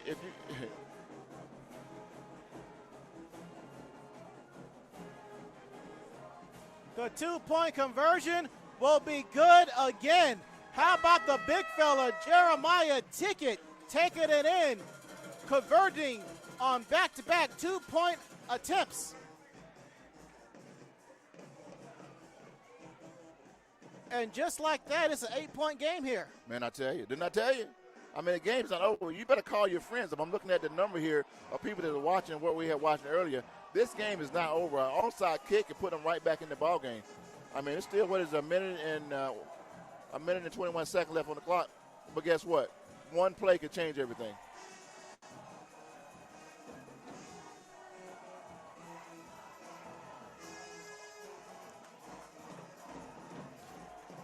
That's why you don't leave the game until the game is over. If people have left the ball game, assuming everything was over, this Jonesboro team don't give up.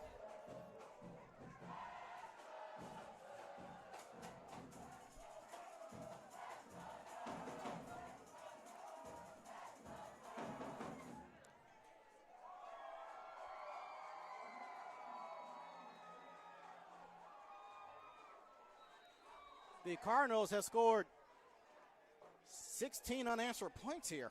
I told you, man. They didn't give up. Even though the mistakes they made, they still haven't give up. The game's not over till the clock shows double zeros. There's a low-line drive kick received at the 21-yard line, and that's Hardwick, who'll just take a knee sliding there. Now, last time they had an onside kick, and the Cats recovered it. This time, why didn't we do an onside kick? Because with a minute and 16 seconds on the clock, it's going to be very hard to come back from. I mean, the Tigers had the ball, and all they got to do is sit on it for 4 plays. And Jonesboro, I think, according to you, says that only one timeout left, right? Jonesboro 1 timeout. Monday's Mill 2 timeouts remaining, and that is the second touchdown pass received by Redding. And that is Wyman's second touchdown pass in the fourth quarter. Redding caught a early third quarter touchdown pass by Jones. Right.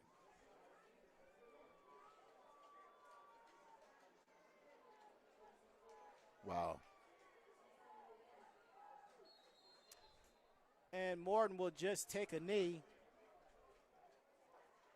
Now, by our count here, Jonesboro has 1 timeout remaining as we have a Cardinal down. That's Jordan Bogar, the freshman wide receiver / defensive back, and the clock stops at 67 seconds here. I see a few people at the gate like they're trying to come back in. It's a little late for that now. The game's almost over, but if you left for Jonesboro and you left early, if you're not listening to this broadcast or watching at home, you missed a lot. Because, I mean, like you said, Jonesboro scored twice since total of 18 points in their last 2 possessions. Yeah. Again, about 3 minutes apart. Wow. Again, like we said before, all the mistakes. I mean, it comes down to the mistakes at this point in the ball game. Two great teams here in Clayton County. Both teams, one team has only lost one game, and the other team is undefeated. But guess what? You wouldn't have known it tonight by watching these teams play. And how about Jeremiah Tickett, the junior defensive tackle / tight end, through 5 games, 1 carry for 4 yards and a touchdown. Wow. As the referees are having a meeting between the two teams here. I'll tell you what I see right now. I'm looking at these bands, and they're looking at Jonesboro.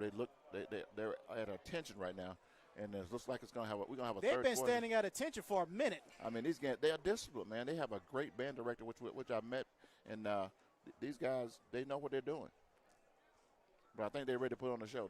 We can't stay very long. You know how it is in Clayton County. They don't allow us to stay at the stadium too long. But we really enjoy hearing them. I think the fans here enjoy hearing them as well. But I think they're waiting for that clock to hit 00 so they can get that 5-10 minutes in.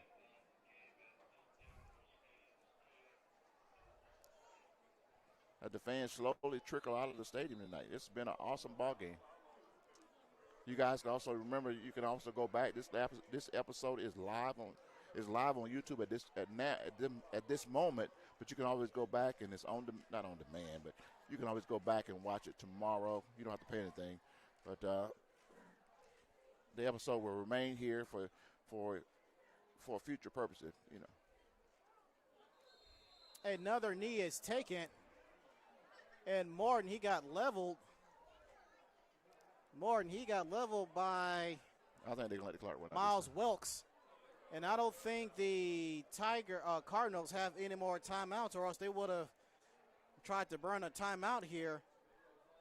Real quick, just want to remind you guys while we're wrapping this ball game up, the top right-hand corner of the screen is our QR code. You can go online right now or anytime this broadcast, whether we're on the broadcast or off the broadcast, or the broadcast is over, and donate to our nonprofit organization. We have a 501c3 nonprofit organization helping kids, teaching kids in front of the cameras, on the sideline, doing interviews, whatever it takes, help us support and the kids of Clayton County Schools and to be better. To help keep this program going, we don't get paid by anybody. We just go by donations and whatever you guys want to give to help out. So $10, $5, $10, $20, $100. So whatever you want to give. You don't pay to go to the ball game. You don't have to get out in the cold weather. You don't have to get out in the rain. And we bring it to you live, free, each week right here in Clayton County. I'm Dennis Thomas. I'm going to turn it back over to Anthony. He's going to give you the end of the stats. And this game's over, and we'll see you next time. Yes, this game is over indeed. And we finally got an update for you. Between Woodward Academy and Lovejoy. Woodward Academy defeated Lovejoy 31-7. And last we checked, it was 7-0 between Rockdale County and Forest Park. Rockdale County was leading. We don't have a score up there.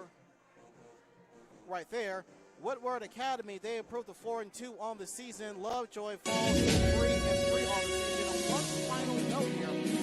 Linebacker Joshua Oldsmore, who had a kick 6 in this game against North Carolina State. Oldsmore reported 139 career total tackles in 19 games played, averaging 15.5 yards tackles per loss in 2019. That's according to Georgia Public Broadcasting Authority. Also mentioned graduation requires extra early and will graduate this December. So congratulations to him as he segues into a very brief postgame show as it is over 36-28 our score here. Here's what happened in the second half. Mundy's Mill can turn the ball over on downs. However, in the very next snap, it was a 34-yard fumble recovery by Kimbrough, who took it to the house, making it 24-6. The PAT was no good there. That was at the 9:37 mark. At the 7:18 mark for Jonesboro, it was a 10-yard pass from Jones to Redding, making it 24-12. The PAT failed. It was a punt by Jones by Mundy's Mill next after that. At the 4:44 mark, it was a pick six by Matthew Strickland from 23 yards out, making it 30-12. The PAT failed. We go to the fourth quarter. Monday's Mill pretty much was in the driver's seat in terms of time of possession in the fourth quarter. They turned the ball over on downs, but they ended up getting an interception. Then you had another turnover on downs, all this happening early fourth quarter. Now it was another pick six given to the Tigers from the Cardinals. It was a 31-yard interception by Ofor, making it 36-12. The PAT failed there. Then it was a 20-yard interception on the very next possession for the Cardinals by Matthew Strickland for the Tigers. Then Monday's Mill, they turned the ball over on down at the 6:51 mark. At the 4:06 mark, it was a 11-yard touchdown pass by Wyman to Owens for Jonesboro. The 2-point conversion was good after the touchdown made by Jeremiah Tickett. Then about 3 minutes of game clock later, after Monday's Mill punting the ball, at the 1:21 mark, it was a 47-yard touchdown pass from Wyman to Redding, making it a 36-28 score. Jeremiah Tickett with another 2-point conversion, and he was successful there. And that is how we got to 36-28, our score. The Monday's Mill Tigers, they improved to 6-0 on the season. Overall, 4-0 in region play. Their next game will be hosting Carver. That is their last non-region game of the season. As for the Jonesboro Cardinals, they fall to 4-2 on the season overall. They lose their first game in region play, falling to 2-1. Their next game will be on the road at Morrow next Friday. Our next game will be right here at 12 Oak Stadium on the Georgia Media Network services. We get to see Alcovey again. This time they're taking on the Lovejoy Wildcats on homecoming night. And that will conclude our brief post-game show. For our director and producer, Dennis Thomas, I am Anthony Hart. Thank you very much for joining us, however and wherever you did. We will catch you next time. So long, everyone.